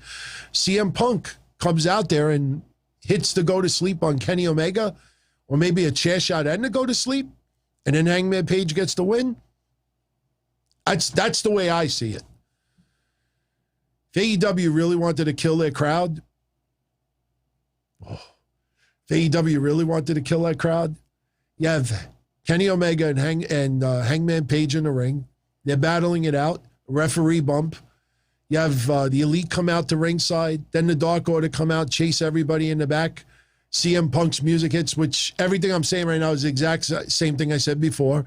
CM Punk hits the ring. The crowd is going nuts. A cult of personality. CM Punk grabs a chair, kind of teases what he's going to do, and he just wails Kenny Omega with the chair, knocks his ass out. And for the first time ever, the referee turns around and disqualifies Hangman Page. Oh! Oh, my God, if you did that. Oh, my God. I think Twitter would probably go down for a little while. Oh, shit. Telling you, it's gonna be special. Will it be on the level of Hall and Nash? No. It'll never be on the level because back then you didn't have social media. You didn't have it as deep as what it is. Insiders like it is now. You know, everybody and their mother trying to spoil things, figure things out, report guesses as news. Is a lot different in 1996.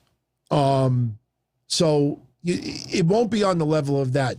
But for 2021 standards, this is going to be two of the biggest signings in wrestling in a very, very, very long time. Hall and Nash, remember this. Hall and Nash, I believe, were 37 years old apiece at the time in 97. I'm not 100% sure. I don't have my facts in front of me. I'm pretty sure they were both 37 at that time. If my mind is correct, Daniel Bryan is 40 and CM Punk is 42. So a little older than Hall and Nash, but you can't compare the two. You know, Scott Hall and Kevin Nash had just left WWF and they were considered outsiders. And the storyline originally was to make it feel like WWF was invading WCW. This does not feel like a WWE invasion. These are just two people that left. If you want to compare it to anything, I compare it to when Kurt Angle signed with TNA. And I think a lot of people out there never stop to think about that one. I would put this on the level of Kurt Angle signing with TNA, because I remember when Kurt Angle made that debut, I mean, that was pretty intense, even for NWA TNA standards. I would compare this to Kurt Angle signing with TNA a trillion times over Hall and Nash. Do not compare it to Hall and Nash. Compare it to Kurt Angle leaving for TNA. Because Kurt Angle, I think, really helped take TNA to the next level. I think what Kurt Angle did for TNA, CM Punk and Daniel Bryan could do for AEW. You know, Kurt Angle didn't wrestle himself. He had some legendary feuds with Samoa Joe and AJ Styles and others. Takes two to tango. So these guys will have some legendary feuds also. They're not going to be the saviors, but they will definitely be very important ingredients to take AEW a little bit further. Thank you, Sam. So I was right. CM Punk is 42 and Daniel Bryan is 40.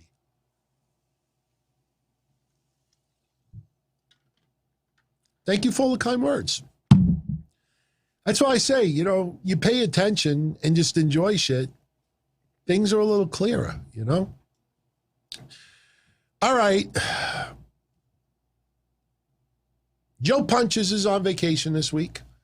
Wanted to send some love for going over 20,000. I tell you, man, you know what's awesome about it? We had, I think it's, God, I can't remember his name right now. And you know what? I got to give him a shout out because Friday we were having some fun.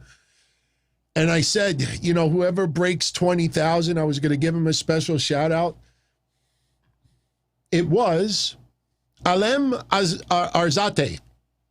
Alem Arzate. He was officially our 20,000 subscriber. But what was cool about it is, you know, because everybody's enjoying it, like suddenly I think we're almost at 20,200.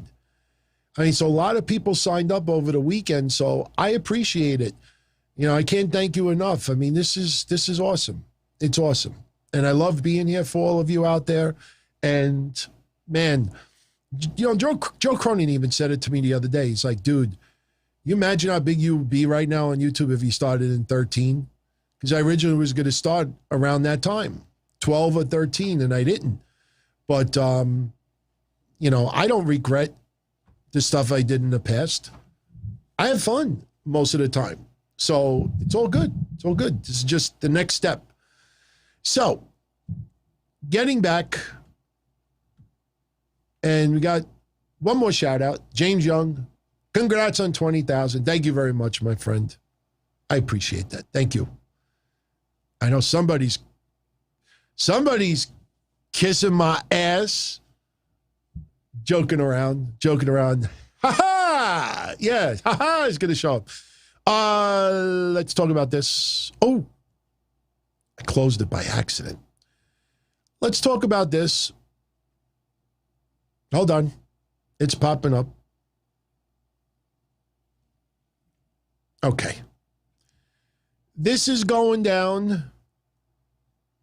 Best podcast, longest still active. But if I was working in WWE, would I change and would I ever go back? Would WWE will ever go back to TV 14? I'll say this. Number one, WWE would never go back to TV 14 unless the climate and what's going on in the world and that demanded it.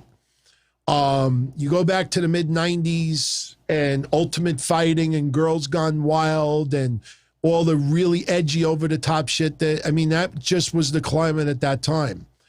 I just think with social media and cancel culture and everybody, just waiting for something just to be part of some type. Look at the guy that called Eddie Guerrero a B+ play. Look what you saw online this weekend. I looked at that because a few people DM me and like, what do you have to say? So what do I have to say? This is one person out of a billion on social media who has a dumb opinion, and everybody's taking it like, this is Eric Bischoff saying it or Tony Khan saying it or something like that. This is a guy with 50 followers, but I get it. Everybody, now I can throw my passionate comments, get 100 people that's what it is. So there's just too much of that you start doing some really risque stuff, there'll be people trying to shut it down from the beginning. So no, I don't see them ever going back to TV 14. Could we see an episode here or there where it's TV 14? Sure. Retribution. I remember that night still, there were all these websites that said, when Braun Strowman teased that he was going to chokeslam Alexa Bliss, but didn't. That's why Fox gave him a TV 14 rating. That wasn't true at all. They didn't want an Antifa storyline on Fox. That's the night that Retribution showed up on Fox. Fox turned around and said, TV 14 rating. I don't want Retribution on our show again. Retribution was never on Fox ever again. Those are the facts. So sure, we could see a TV 14 rating from time to time, but as far as a regular basis, no, I don't see that at all. And if I got an opportunity to work for WWE, I'll say this. Got to be careful how I say this. I live less than 30 minutes away from WWE headquarters. I don't think people realize that. I live in Queens, New York. That's not that far from Stamford, Connecticut. It might be a little more than a half an hour. Back in the 90s, before I had my car accident, I worked for Chase Manhattan Bank in Garden City, New York. And trust me, driving home on rush hour, it took me an hour to an hour and a half to get home every day. So if WWE offered me to do some part-time work in their offices, I've already talked to my fiance about it. I would take it because I'm only a little more than 30 minutes away. So yeah, I could definitely do that. And if I did, I honestly have no intention on ever stopping my shows. If I was forced to make a decision, then obviously when I reach that bridge, then I have to decide. But, in the end, I don't think I would ever shut these down because so many of you have been by my side since the late 90s. I ain't abandoning no one. There's some people out there that, they claim that they're on your side and they care about you and everything, but they do nothing themselves to show that. Like I said, too many shows out there talk at you. They don't talk to you. So, but yeah, no, at this stage of the game, if I could contribute, even if I contributed online in some capacity, I would do it.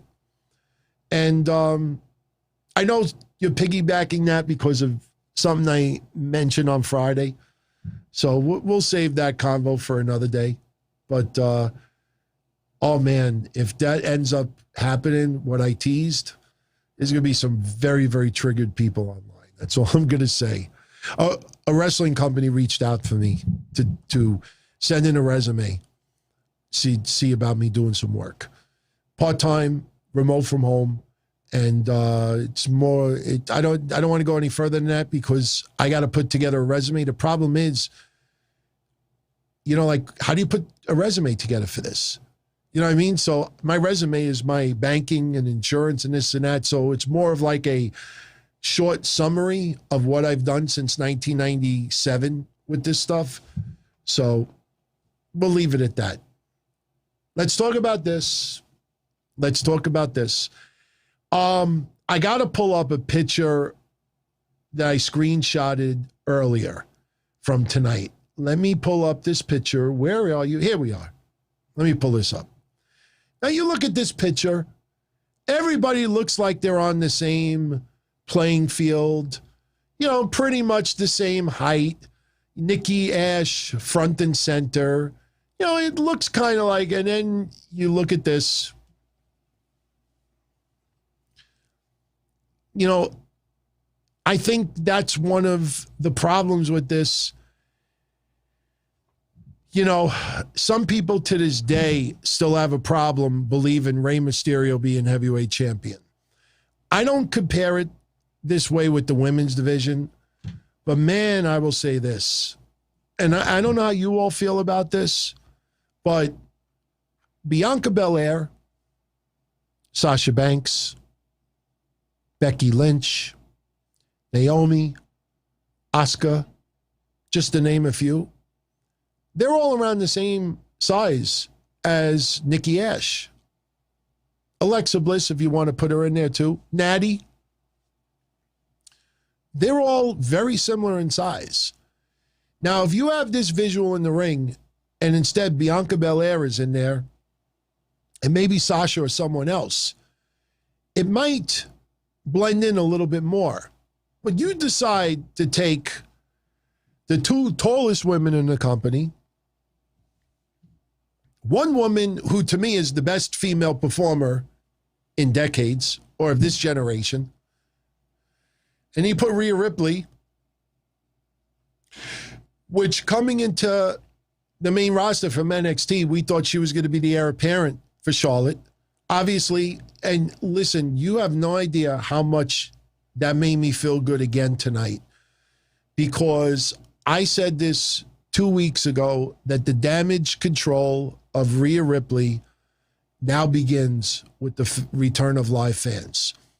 I don't know why so many people did not think last week that Rhea Ripley technically helped Nikki A.S.H win the title. To see some fans cheer and chant Rhea's name last week, and to see it happen again today, you know, Rhea Ripley is not as damaged as many may think. You know, stay on that path. Of course, she wants to be women's champion. You don't divert from that. She's not going to take a step back simply because the good girl, the superhero, or almost the superhero, is the champion. So Rhea Ripley still wants gold. But, you know, Rhea Ripley, you know, it's not that because she doesn't like Charlotte, she's immediately cheered. Rhea Ripley, they are very, very quietly trying to slowly rebuild her character on the main roster. And the fact that a lot of fans are chanting her name shows that they want to get behind her. So she got, yeah, Benjamin, you're right. She got the support from the fans tonight, and that is a wonderful thing. But, you know, people aren't stupid. People saw, you know, the success coming from NXT, and she is one of the biggest stars to come in from NXT, and I don't think WWE is going to fuck it up in the end. Thank God they didn't fuck it up with Asuka, even though there was some moments that people weren't really thrilled about it, but still. But you got Charlotte in there, and it already, and lo and behold, everyone, look at this picture at the beginning of the night, and you have Nikki saying what I criticized, too much of the Omos stuff. It's not a catchphrase where she's going to lift the mic up and everybody goes, I'm almost the superhero. You know, it's not a catchphrase. It's like an attitude, a way of life, whatever it is.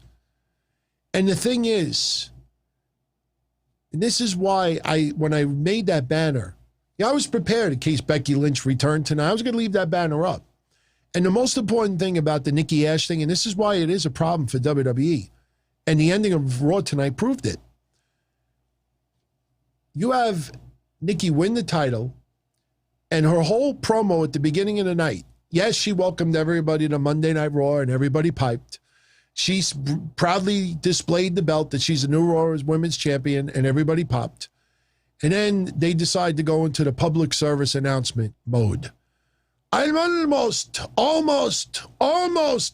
Take a shot every time she said almost tonight. You'd be like this. And in the end, almost was not good enough. You got pinned from Charlotte Flair.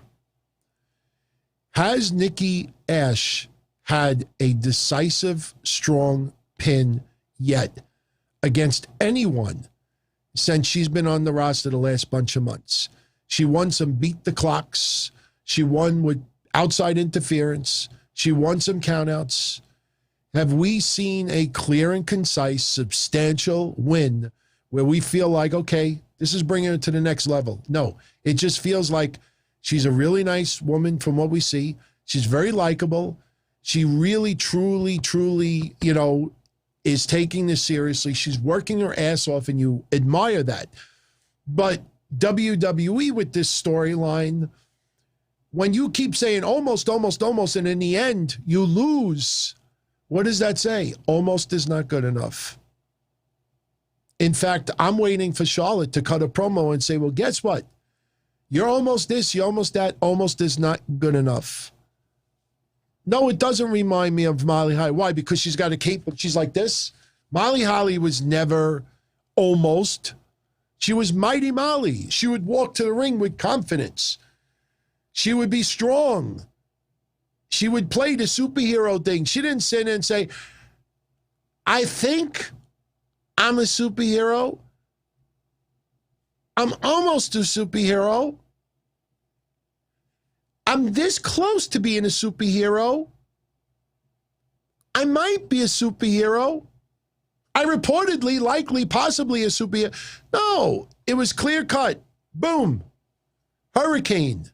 The Hurricane wasn't a superhero. He would pick people up. And he wouldn't do it. That's why we all loved it. We don't need the public service announcement that you're not perfect. We're sick of it. Bianca Belair.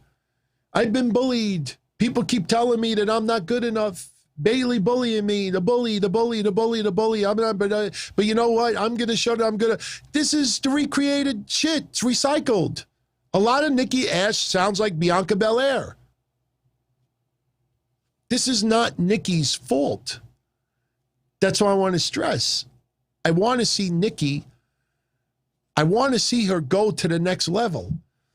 But when you put her with the Lions right away, especially with Charlotte, you can't have this mindset, well, because so many people hate Charlotte and because she's such a great heel, if there's anybody that could get Nikki over, it's Charlotte.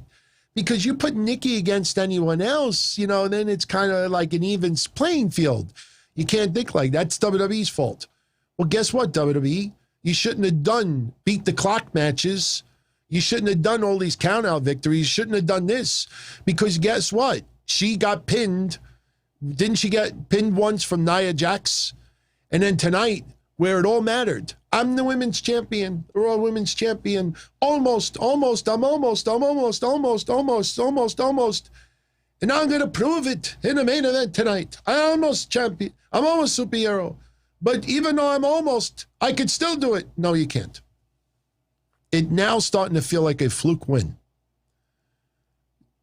Starts to feel like, you know what it feels like? It feels like when you have a Little League baseball team. And there's a guy on, and this happened to me when I was a kid too. That's why I could bring it up. I'm sure this happened to a lot of you out there as well. You're on a Little League baseball team. And then they pick the starting 9. And then always on the sheet, I still remember this. I can't believe it since I was a kid. They'd have the starting 9 on the sheet, and they'd post the pad. And then after the 9, you'd see a list of other names on the bottom. And my name would always be on the bottom. And never would be in the starting. Now, I would get in the games a lot, and I would do okay here and there. But they had their favorites. This person's father is on the team. This person does the catering. This person is this. That. So I never get an opportunity. And I would always feel this important on the team. One time, I'm playing center field, and I'll never forget it. And I ran and I dove for a ball and I caught it. And then I threw the ball at home plate and hit a double play, and everybody was hugging me, and it felt like the greatest thing. And, you know, for that one particular moment, I felt like I was the greatest player on the team. But in the end, reality would kick in, and I would go right back to striking out here, striking out there. And a lot of you know that infamous story when I was on Little League. One time I struck out, and you could laugh at me. I don't mind if you laugh at me. I think I was in 6th grade. I struck out.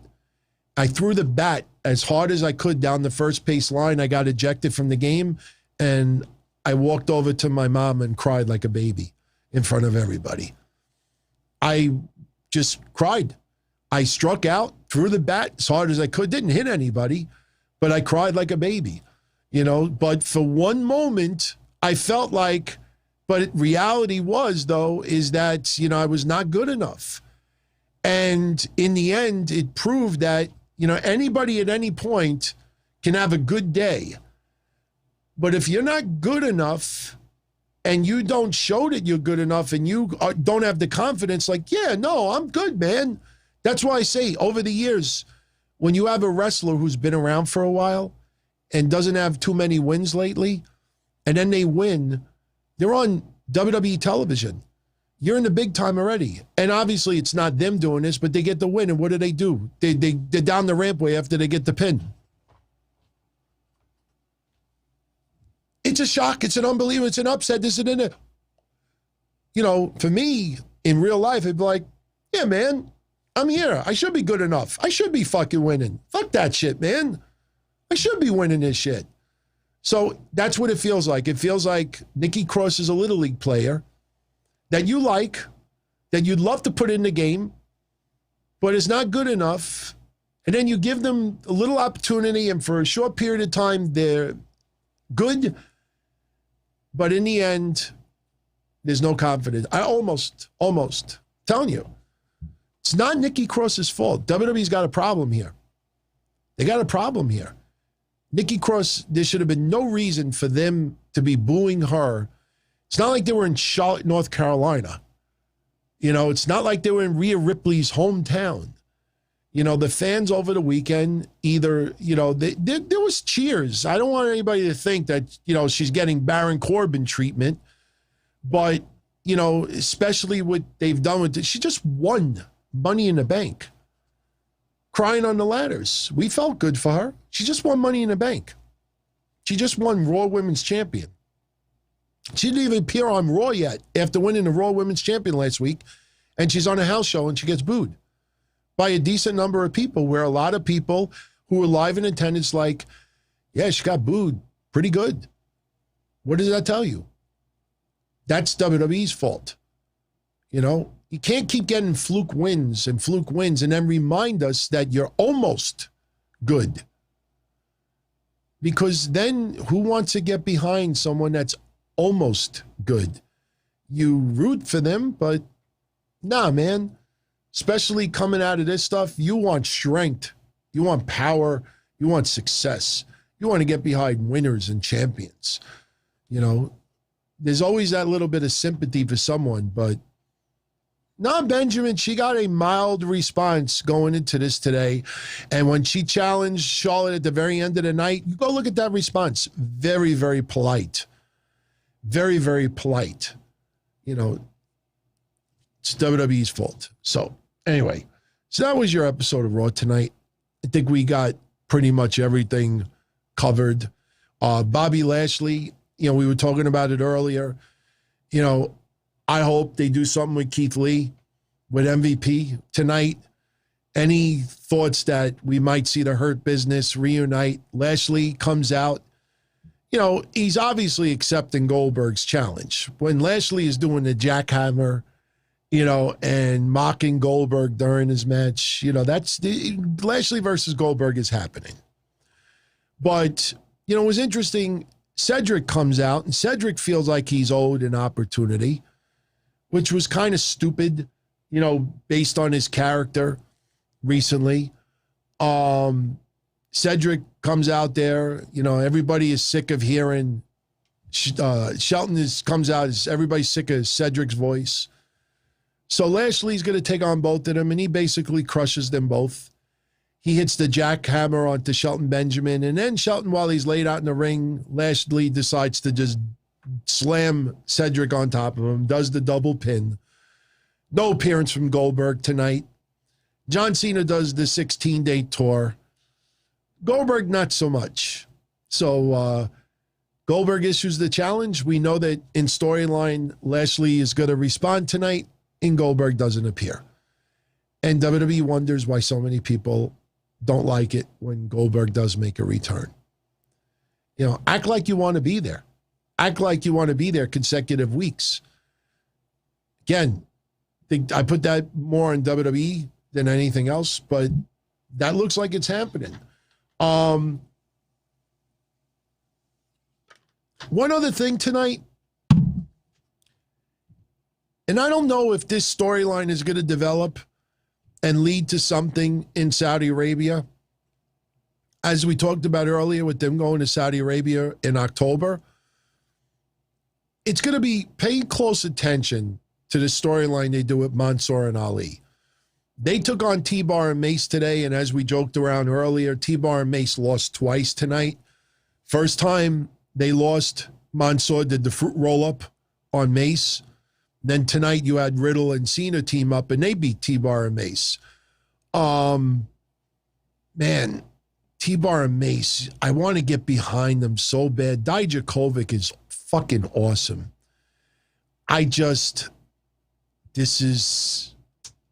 Put him back on NXT. Seriously.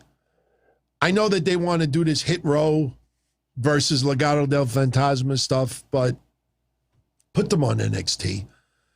I mean, they're not helping themselves right now. They're not elevated. Look, Mansoor getting the win tonight was a big deal, obviously. But, you know, I think T-Bar and Mace got hurt more than Mansoor got elevated, if you understand what I mean. They're too good, T-Bar and Mace. The Retribution storyline was awful. They tried to do Antifa, and it was a bomb. It was a disaster. And then you give them Second Life, and they look like a pretty cool team. I remember early on, people like, oh, it reminds me of the APA. And I'm like, why? Because one's white and one's black. They're nothing like the APA. But they're very big and tall and powerful and talented. Wasn't too long ago where we were getting Fight Forever chants for Dijakovic in NXT. If he was so spectacular in NXT, why not bring them back? Maybe that'll end up happening. I'd like to see them go back to NXT.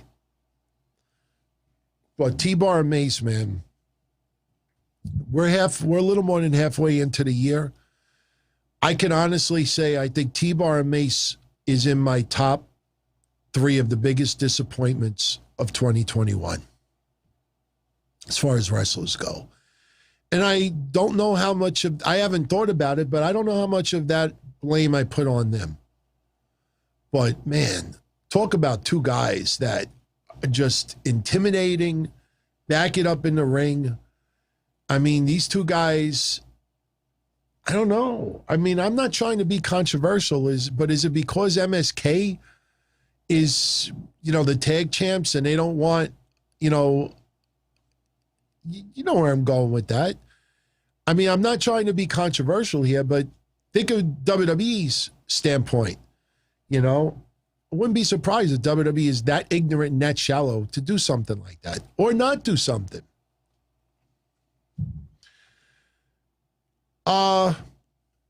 Just to add a little bit about Riddle earlier today, took on Morrison, had a fun match. Miz, they got to get him out of the wheelchair. I think it's about time you get him out of the wheelchair. We need to see Miz back in the ring, and I will pretty much guarantee Miz is back in the ring by SummerSlam, maybe sooner. And you know what? Right now, I see a lot of people showing a lot of love for Dijakovic, which is pretty cool because a lot of you can get past the gimmick and look at the talented wrestler himself. But Riddle had a fun match with Morrison today. I still laugh my ass off with America's Moist Wanted. To me, it just sounds like a hardcore Jewish person. When I used to work at Ben's Best Deli, it was a kosher deli here in Rego Park, Queens.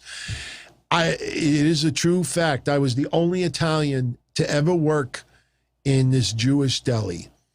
And man, you know, I try not to get controversial on these shows anymore, but I've said it many times over that, you know, obviously I didn't have it anywhere near what some of you go through simply because of the color of your skin or your sexual preference or anything like that.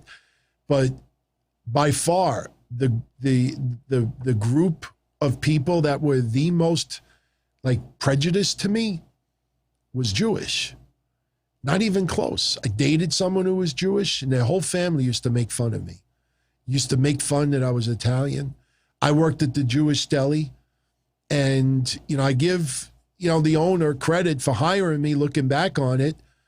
But, you know, to have customers, you know, say to me, we'd like Max. Can I have Max help me? And early on, I just thought it was, oh, well, they probably, you know, they're a longtime customer and they just like the way he slices their cold cuts, stuff like that. And the owner pulled me aside within like 2 days working there. And he's like, listen, I got to tell you something. He says, be prepared. You know, I hired you because it looks like you can handle it, but be prepared that you're going to have a lot of people that do not want you to serve them because you're not Jewish. And people to my face, I don't want you handling my rugula, you know, or whatever it was. But every time I hear them call Morrison America's Moist Wanted, to me it sounds like a Jewish person. Or when Eddie Murphy played that Jewish person on Coming to America, America's Moist Wanted. America's Moist Wanted. Can I have a filter fish? Give me a filter fish. Rugula. Give me the liverwurst. America's Moist Wanted. Yeah, I don't give a shit, Benjamin, if you heard the story many times. There's a lot of people that are new to the shows that don't know these. So, but thank you for tuning in. So, Morrison has a great match with Riddle, and here comes AJ Styles and Omos. Now you know, seed planted. Tomorrow, you get the seed planted with Dakota Kai and Raquel Gonzalez. Told you. 5 weeks ago, I said, you see the little seeds planted? I don't see no seeds planted. Yeah, seeds planted. Dakota Kai versus Raquel Gonzalez. Just give it a little time. Seed plant. Seed sprouts tomorrow. That's all I'm going to say. But Riddle taking on Morrison, having a fun match, and here comes AJ Styles and Omos. Now, they took on Viking Raiders earlier. Their feud is done. And then what happens? Riddle's got the scooter at ringside. I think that was Randy's scooter, by the way. Didn't he say to Omos, that's Randy's. What are you doing? It's Randy's. They had the front of the handle. If you look, the screw was out. So all you had to do was just pull it up and they split. So when Omos broke it over his knee, you know, he could have legitimately broke his kneecap from there. What he did was he just pulled the top off this way and the frame came right off of its hinge.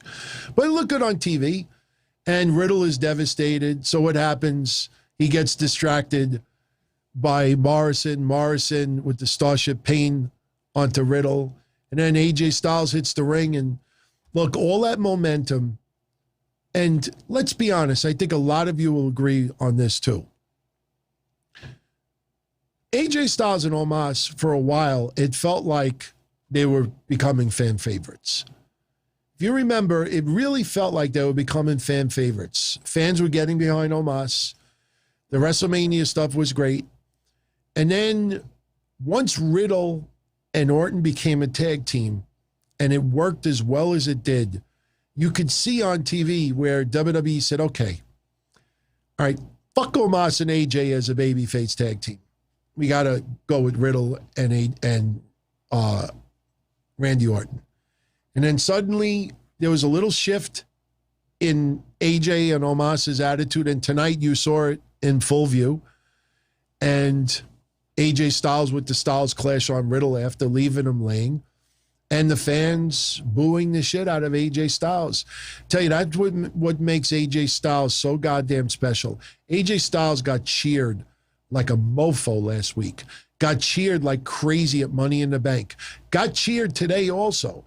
Turns on Riddle, and fans booed him out of the building. Fans get it with AJ Styles. Telling you, Riddle, by August of next year, I think we're going to look back and he's going to have a heavyweight title run at least once. I don't know which title. I don't know if it'll be Riddle versus Lashley or Riddle versus Reigns, but I think heavyweight gold is in the picture for Riddle over the next 12 months. I really feel it. You could see they've hit a stride with Riddle, and it's much different than when he was cutting the promos early this year with everything rhyming with bro.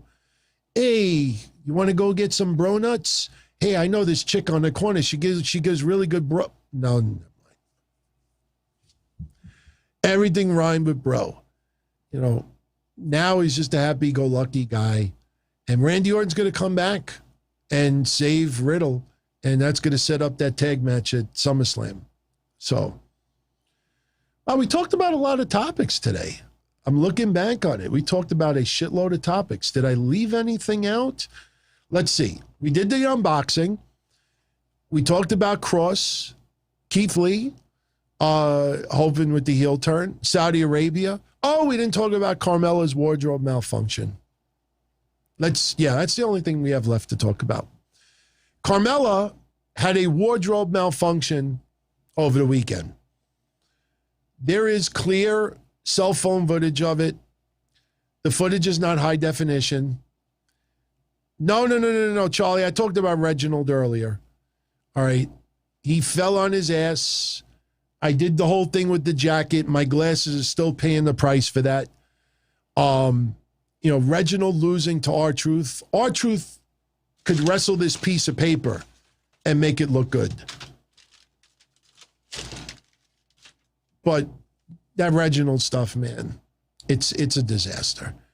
The only reason why I don't think about it that much more is just the 24/7 title. You know what I mean? It's the 24/7 title. You know, to me, that is the true shit break title, piss break. Don't take it seriously. You know, don't even invest anything on it. It's just this guy, all it is about flips. What I was going to say earlier is, I wonder if WWE has Reginald as a way to mock some of the flippy stuff that everybody that's anti-AEW talks about.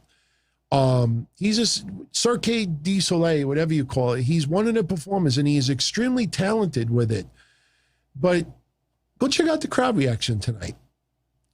I said this on Twitter, and then I had to delete it because I didn't want history lessons from people. But the Thunderdome noise, there was more noise in Thunderdome than there was tonight with the fans, and that wasn't a joke. The fans are just not into this. It's awful. I don't understand why WWE thinks that this guy is entertaining enough to be taking a spot. I mean, you got all these wrestlers just running after people for weeks and weeks and months and months and months, and they do a damn good job. But with him, they had him be involved with the Sasha Banks, Bianca Belair storyline, which brought down that feud so many notches that they were arguing like teenage girls in a high school. You let him on. No, I didn't. Yes, you did. No, it's Are you imitating? I was so glad to not have to deal with that from high school anymore. And I had to deal with it with two of the top women on SmackDown. Then they put him with fucking Nia Jax, Shayna Baszler. And then he's got the voodoo stuff with Alexa Bliss. I'm like, I don't think people realize And he was Carmella's fucking waiter, whatever he was.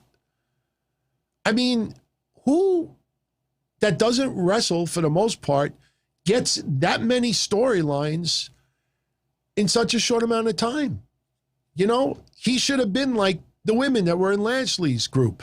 All right, now we're going back on the road. Thank you, Reginald. You know, like the local women, we're not bringing you on the road. That's it. You know, Sir KD Soleil yourself onto a plane and go back to whatever state, city, town you're from. You know, and if we need you, we'll call you. You know, go on standby. Go elite. Go to fucking, I would pay. I set up a GoFundMe.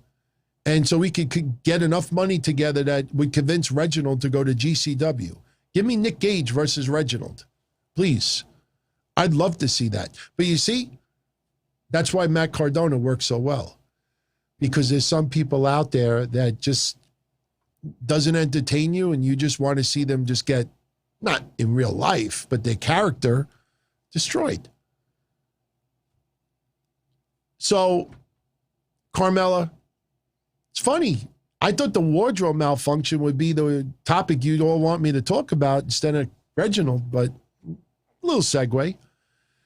Carmella took on Bianca Belair in a house show this weekend. Give them credit. I don't know how the top didn't fall off.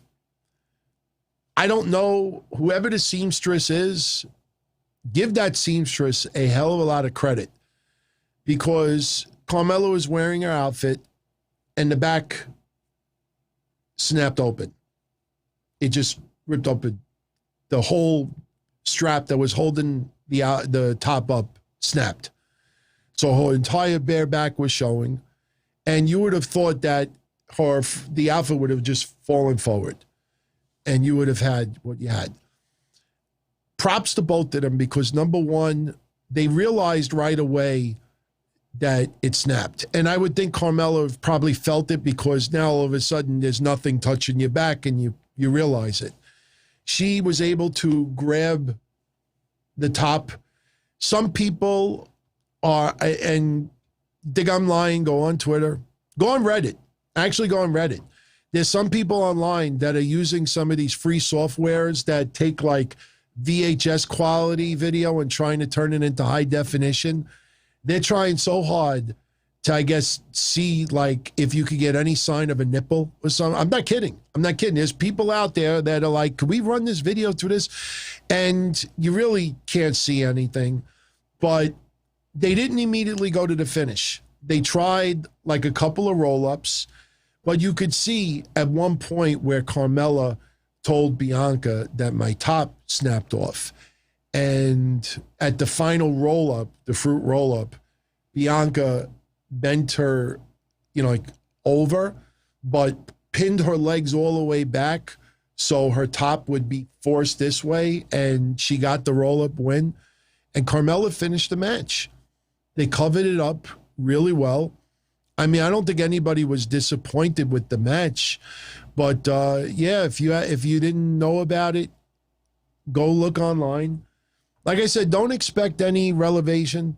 I mean, if anybody is my age that goes back to scrambled porn, you probably have better luck seeing a nipple in scrambled porn than from this footage.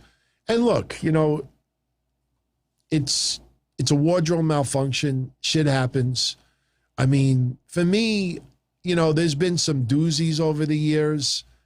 I think I still have the infamous photo with Ivory where they actually took a picture on WWE.com and didn't even realize that it was hanging out. When they were hyping up Total Divas, and you remember they had all the women sitting in the chairs in the ring. I think Jerry Lawler was hosting it. Which Bella was it? Was it Brie Bella? That she had like this really loose top of an outfit and it was just hanging out, getting some fresh air.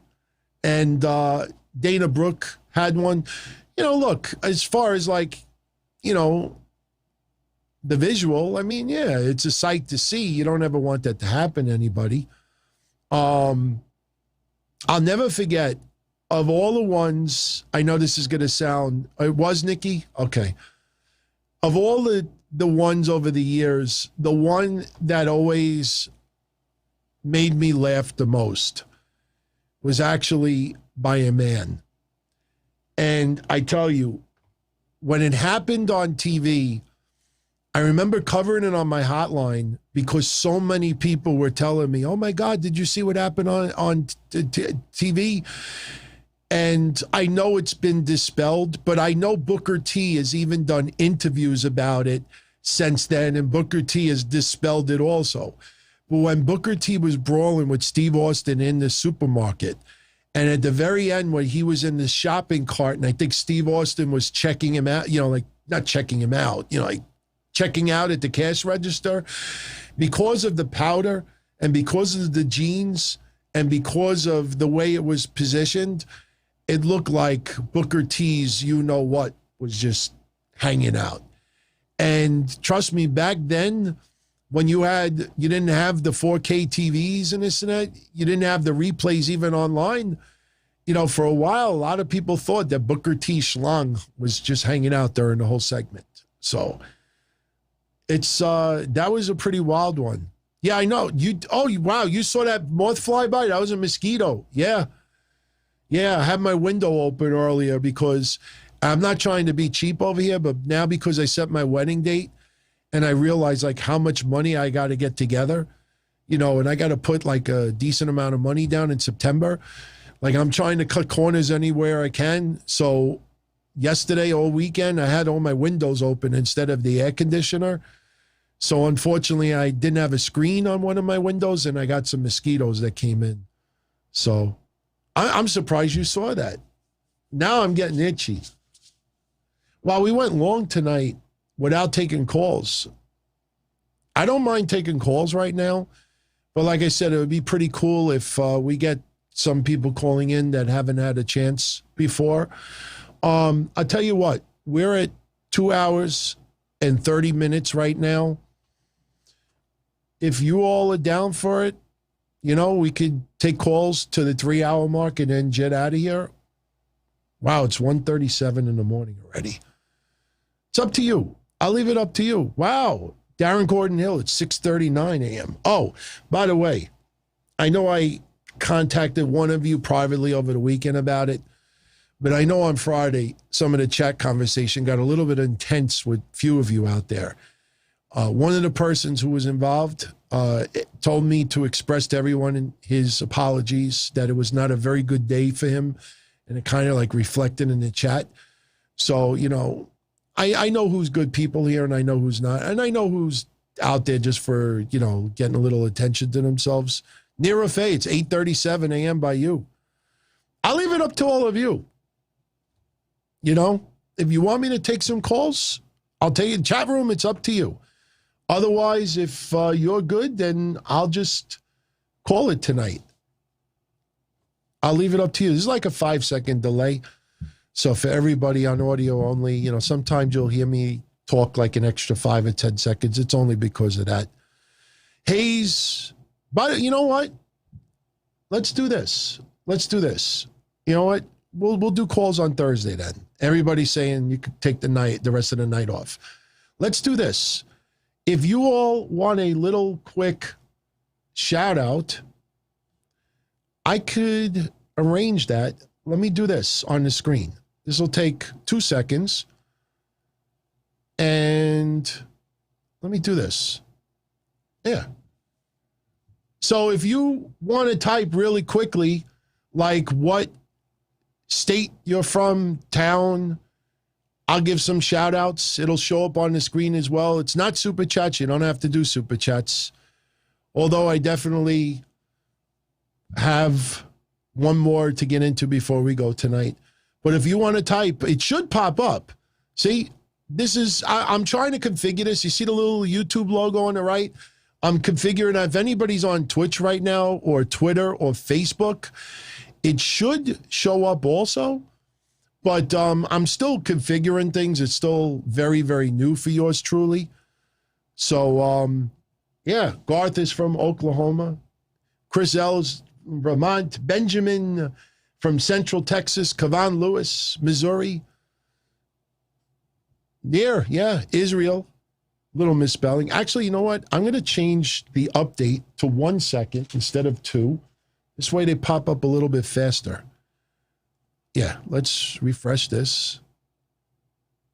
Yeah, all right. So now it should be a little bit quicker. Elizabeth Lewis from Illinois, Charlie Conway from Toronto, Canada, Tony Gloss from Pennsylvania and checking out the Olympics as well.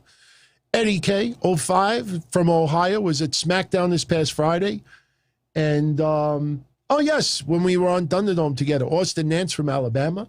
CMed 91 from Massachusetts.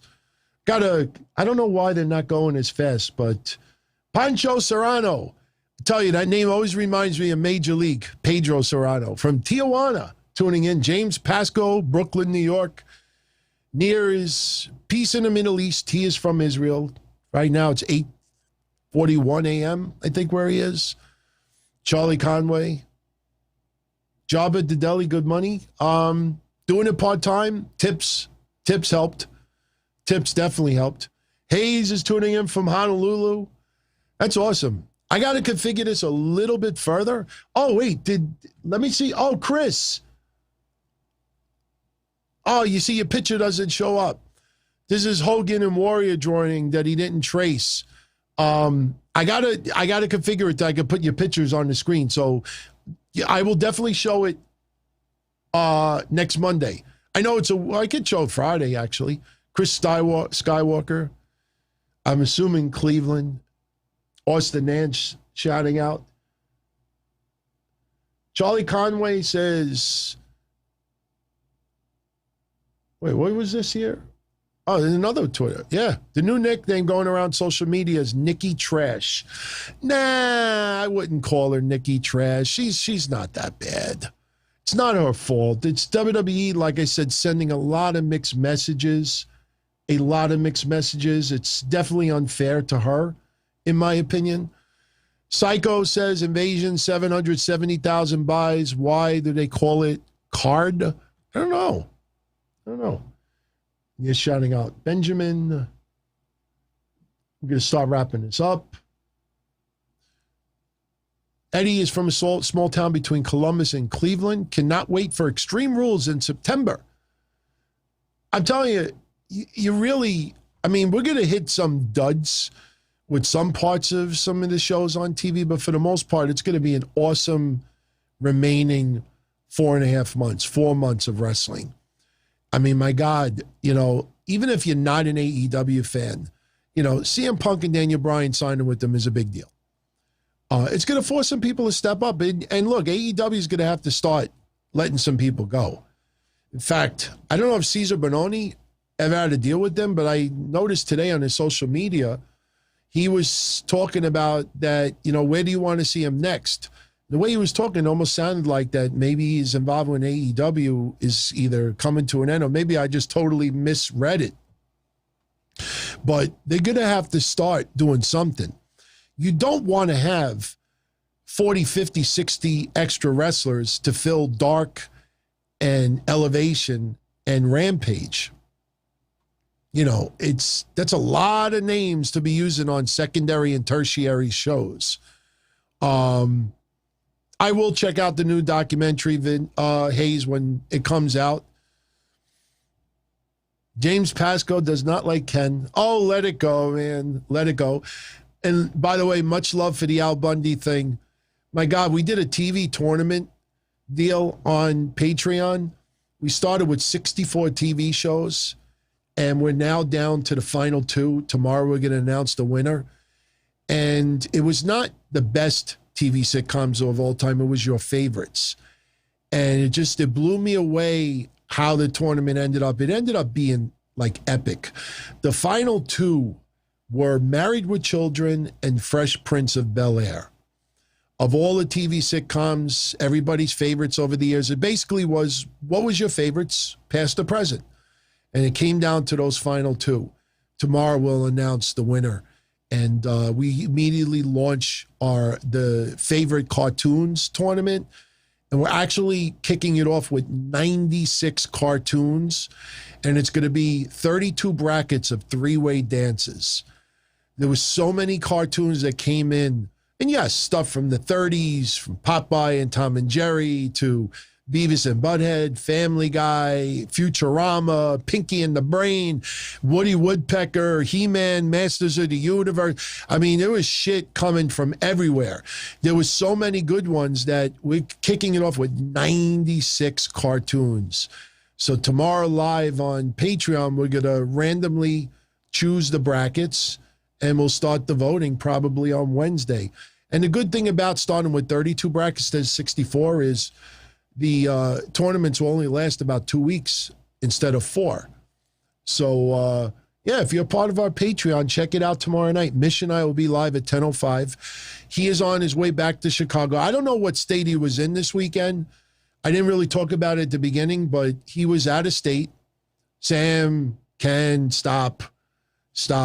I already talked to one of the participants from the other day. Stop. I agree, Chris. Molly Holly is a hottie. She still is. I got to work a wrestling show with her for that VPW promotion. What a sweetheart. I met her 3 times in my life, but I got to actually work a show backstage. I think it was the same night that I did Deli Man. And she was so nice. I mean, you would have never ever thought that she was in WWE at that peak. You would have never thought that she had the story career that she had. Just a down-to-earth, really, really, really nice person. Put it this way, what you envision Molly to be is how she came across in real life. I mean, it just felt like, yep, kind of expected her to be this sweet and nice. It really, no bullshit. So, yes, Trish Stratus. Well, you have to know it's Trish. She's got the Toronto Maple Leafs jersey. Deli Man character, I don't think any wrestling promotion would ever bring it on, unfortunately. I would wear it. I would do something. There's got to be some comedy still involved with it. I know a lot of you showed me Too Cold Scorpio took on Reefer for GCW, which obviously warmed my heart because I did a lot of podcasts with Too Cold Scorpio through the Mass Maniac line, and obviously I got the privilege to work with Reefer, became friendly with him. If he still lives here, he only lives 3 blocks away from me. Again, you're not. Reefer lives 3 blocks from my house. Really, really cool dude. Pisses me off that we lost ties for a while now. But seeing that yesterday put a smile on my face. I would love to do more stuff again. It's really up to these promotions out there, but I would think Deli Man still has a little bit of life. So we'll see. Yeah, make a Deli Camp sign for Extreme Rules. Sure. All right. I think we're going to start wrapping up. What time are we at? We are at 2 hours and 42 minutes. I wish the chats would go a little bit quicker. I don't know why it is going so slow with this. Wait, was that was a Twitch sighting? Did the Twitch logo pop? Yes, it did. All right. Eddie K. Very cool. You know what? It might be due to slow mode. It could very well be, LaDude. You think you're right. Like I said, you just give me a little bit more time. Like I said, my goal really, obviously we got super chats and it helps tremendously. And yes, I take a lot of time and deservingly so. But I'd love to be able to bring everybody on the screen once in a while and, answer some questions. That's why I think that Sunday one would be a lot of fun. Because really what we're doing right now could kind of be what the format would be on a I'm sure I would make sure that this all is configured a lot better. But, I want to have it where everybody can tribute. And you see now it's cut off over here. Like, I'd like to be able to do this too. Haha, Gio, AJ Styles and Omos like Jericho and Mr. Hughes. That's an interesting one. No, I wouldn't go with that. Mr. Hughes never came across as very charismatic. See, I go back Mr. Hughes from when he wrestled in the South. But I'll even go one step further. When Mr. Hughes was the bodyguard for Shane Douglas in ECW, Mr. Hughes, even when he was in WWF, what do you remember of Mr. Hughes? Think Powerhouse Hobbs. He always wore the sunglasses. In fact, I don't know how many pictures I've ever seen over the years of him without sunglasses on. He always was angry, never had charisma on TV. Omos has got this natural charisma that I think a lot of people out there have connected with. Yeah, they're being heels right now because of the Riddle, Randy Orton feud that they're going to have. But I think in the end, Omos and AJ Styles, at least Omos is going to be a babyface. He definitely has something. But this is his first year as far as on the main roster. So there's plenty of years for him to develop. So he's just getting started. And from what I see so far, I like it. Anthony, I wouldn't want Mr. Hughes in AEW. I don't think there's enough fans out there that would connect with him. I mean, I don't have anything against the guy. I actually, he was in an autograph signing I was at not too long ago. I don't remember which one it was. But I'm not against him. I just don't think there's enough of a connection these days. I mean, even when you see like events and interviews online, you don't see people going out of their way to interview the guy. But Jericho and Mr. Hughes, I can understand why you say that. But no, I think, man, I don't even want to say Diesel and Shawn Michaels, because Shawn Michaels is a lot more animated, where he would hide behind Diesel and he'd be like this behind Diesel's back, like trying to like bait someone to try to hit him. AJ Styles and Omos, wow. I don't know. Charlie saying, don't say Reggie versus Gage. You don't believe the Punk signing. I honestly feel if there was nothing to these rumors, I think somebody would have come forward by now, especially Punk. I truthfully, for even people I've talked to privately, they said to me that they truly believe that there is something very serious with this, that this is the time to do it. And you know me, I don't like bringing up rumors at all. I always go by the phrase, I don't want to be first, I want to be right. But there's enough to it. Now, let me also say this. People that are doing banners saying that, AEW signed both already, that's jumping the gun a little bit. But I do believe both will eventually sign. And I brought it up in great detail last Wednesday. WWE just does not value Daniel Bryan anymore. Like Daniel Bryan thinks his value is. And Daniel Bryan proved, my God, his in-ring work is still spectacular. It is far and few between. And the guy's promos are fire. So, WWE has so much going on. You got Becky Lynch returning. You got John Cena back. The Rock is going to come back next year. You might have Lesnar. You're on the road. Everything is selling well. It's like, where does Daniel Bryan fit in with this? If anything with AEW, they have a difficult time pushing people on a normal basis. It's like every other week, or every 2 or 3 weeks. So, as far as Punk still doing in the ring, we'll know when they return. I will tell you this.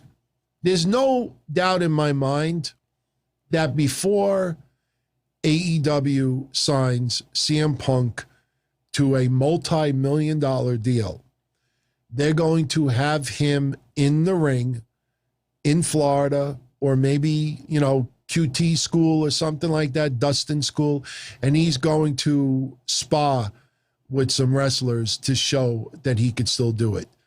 They're not going to go sight unseen. They're not going to sign him to a deal and then he shows up and he looks like he's 10 steps behind. And look, if he is slower And they might see that. They may still sign him. I'm not saying he's going to be slow, but of course they're going to check him out in the ring first. He's going to have to take physicals. There's going to be a lot of things that they're going to do before it is a done deal. That's why some people, I think, are really jumping the gun a little bit, because there's a lot of steps that are involved still. So, anyway, I think I'm going to get out of here. I left this up for a little bit, and I'm glad that everybody got a little bit of an opportunity to get a couple of quick shout-outs. You know, maybe we'll do that for like the last 5 minutes of every show from now on. We'll just, I just configured that today. Was trying to get some stuff done. See, now they're automatically coming up. Now they're automatic. I know why. I just got to just do that. Now it won't come up. But I want to thank you all for tuning in tonight. I had a lot of fun. I'm sorry we didn't take live calls. I know we only started doing it about a month and a half ago, but I hate promising something or advertising something and it doesn't happen. But obviously we had some great convo through the chat. And look, Thursday, I'll be doing Q&A for the entire night, be taking calls as well. So, you know, you keep your topics. Let's let Raw sink in a little bit. Let's see what happens on NXT tomorrow. I mean, remember, I'm not going to give any other spoilers right now, but let me just say this. Tomorrow's NXT and next week's NXT are already taped. They're already taped. Spoilers are already out there. I've read the spoilers, so I know what's going to go down. I will tell you one thing without spoiling it. Tomorrow, I'm pretty sure it's tomorrow, yes, is the return of one wrestler that if you've been following my Wednesday shows, you have heard me say many times that, man, I wish we would get some update on this wrestler. I hope we get to see him back in the ring. I can't wait if this guy makes a return. Please, no one in the chat room write it, but if you could figure out who that person is to yourself personally, he does make a return tomorrow. Guy's been off TV for a very, very long time. They tape both shows because they're going to be on Sci-Fi. Plus, they're, you know, giving everybody a little bit of a break. And you know what? It probably was good timing, too. You see, there's that fucking mosquito. I don't know if you saw that, but yeah, the Sci-Fi switch, the ratings are not going to be as good. The Olympics already was going to, you know, affect the ratings. And they basically taped this 2 weeks in advance, which is fine. I will tell you, from what I saw in the spoilers, I like what I see. But I'm looking at the comments over here. So anyway, thank you everyone for not posting the name. But if you really want to know that bad, you go online, check out the spoilers. So I'm going to jet out of here. Everyone, if you don't mind, before you go, this would mean a lot. Yeah, that's a little different. Hit that like, share, subscribe. Again, I am totally blown away that not only did we get 20,000 subscribers Friday, we're almost at 20,200. So for everyone who signed up over the weekend and today, I thank you. I'm going to have a lot more shit configured over the next couple of days, and we're going to have a ticker going on the bottom for everybody who, you know, chats, super chats, new members, subscribers. So I don't have to manually do it each show. It'll just automatically do a ticker. I'm now, if anybody knows what Streamlabs is, I'm now doing a crash course on Streamlabs. So that's why you're getting all, you know, those extra alerts now that you see on the screen. So, and thank you again, Bryan Clark. Awesome stuff. I honestly never expected all that shit to fit in one box. But that's good. That's good. I will send mishes out sometime this week. So everyone, thank you for joining me tonight. We're at the 2 a.m. mark. So I'm going to get out of here. And if you're on Patreon, join me and Mish tomorrow at 10:05 p.m. Eastern. We'll be up for about 2 hours. Otherwise, I will see you Wednesday after AEW. And that's it. Good night, everybody.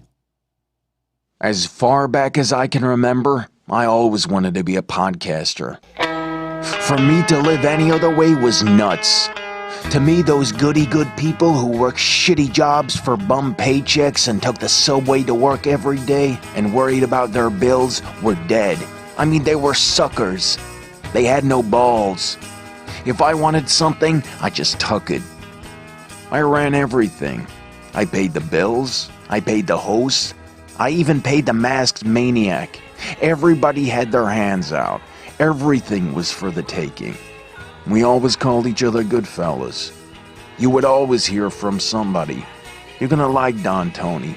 He's alright. He's a good fella. He's one of us. But if you're part of my crew, nobody ever tells you they're gonna get rid of you. It doesn't happen that way. There weren't any arguments or curses like in the movies. See, your haters come with smiles. They come as your friends, the people who've claimed they care the most for your life. And now that's all over. And that's the best part. Today everything is different. There's lots of action. I don't have to wait around for everything like everyone else. Oh, I didn't get the vaccine? Fuck you, vaccine me. Oh, your delivery guy has COVID? Fuck you, feed me. Right after I moved here, I ordered egg noodles and ketchup, and I got spaghetti with meat sauce. I'm no longer an average nobody, while they get to live the rest of their lives like a bunch of schnooks.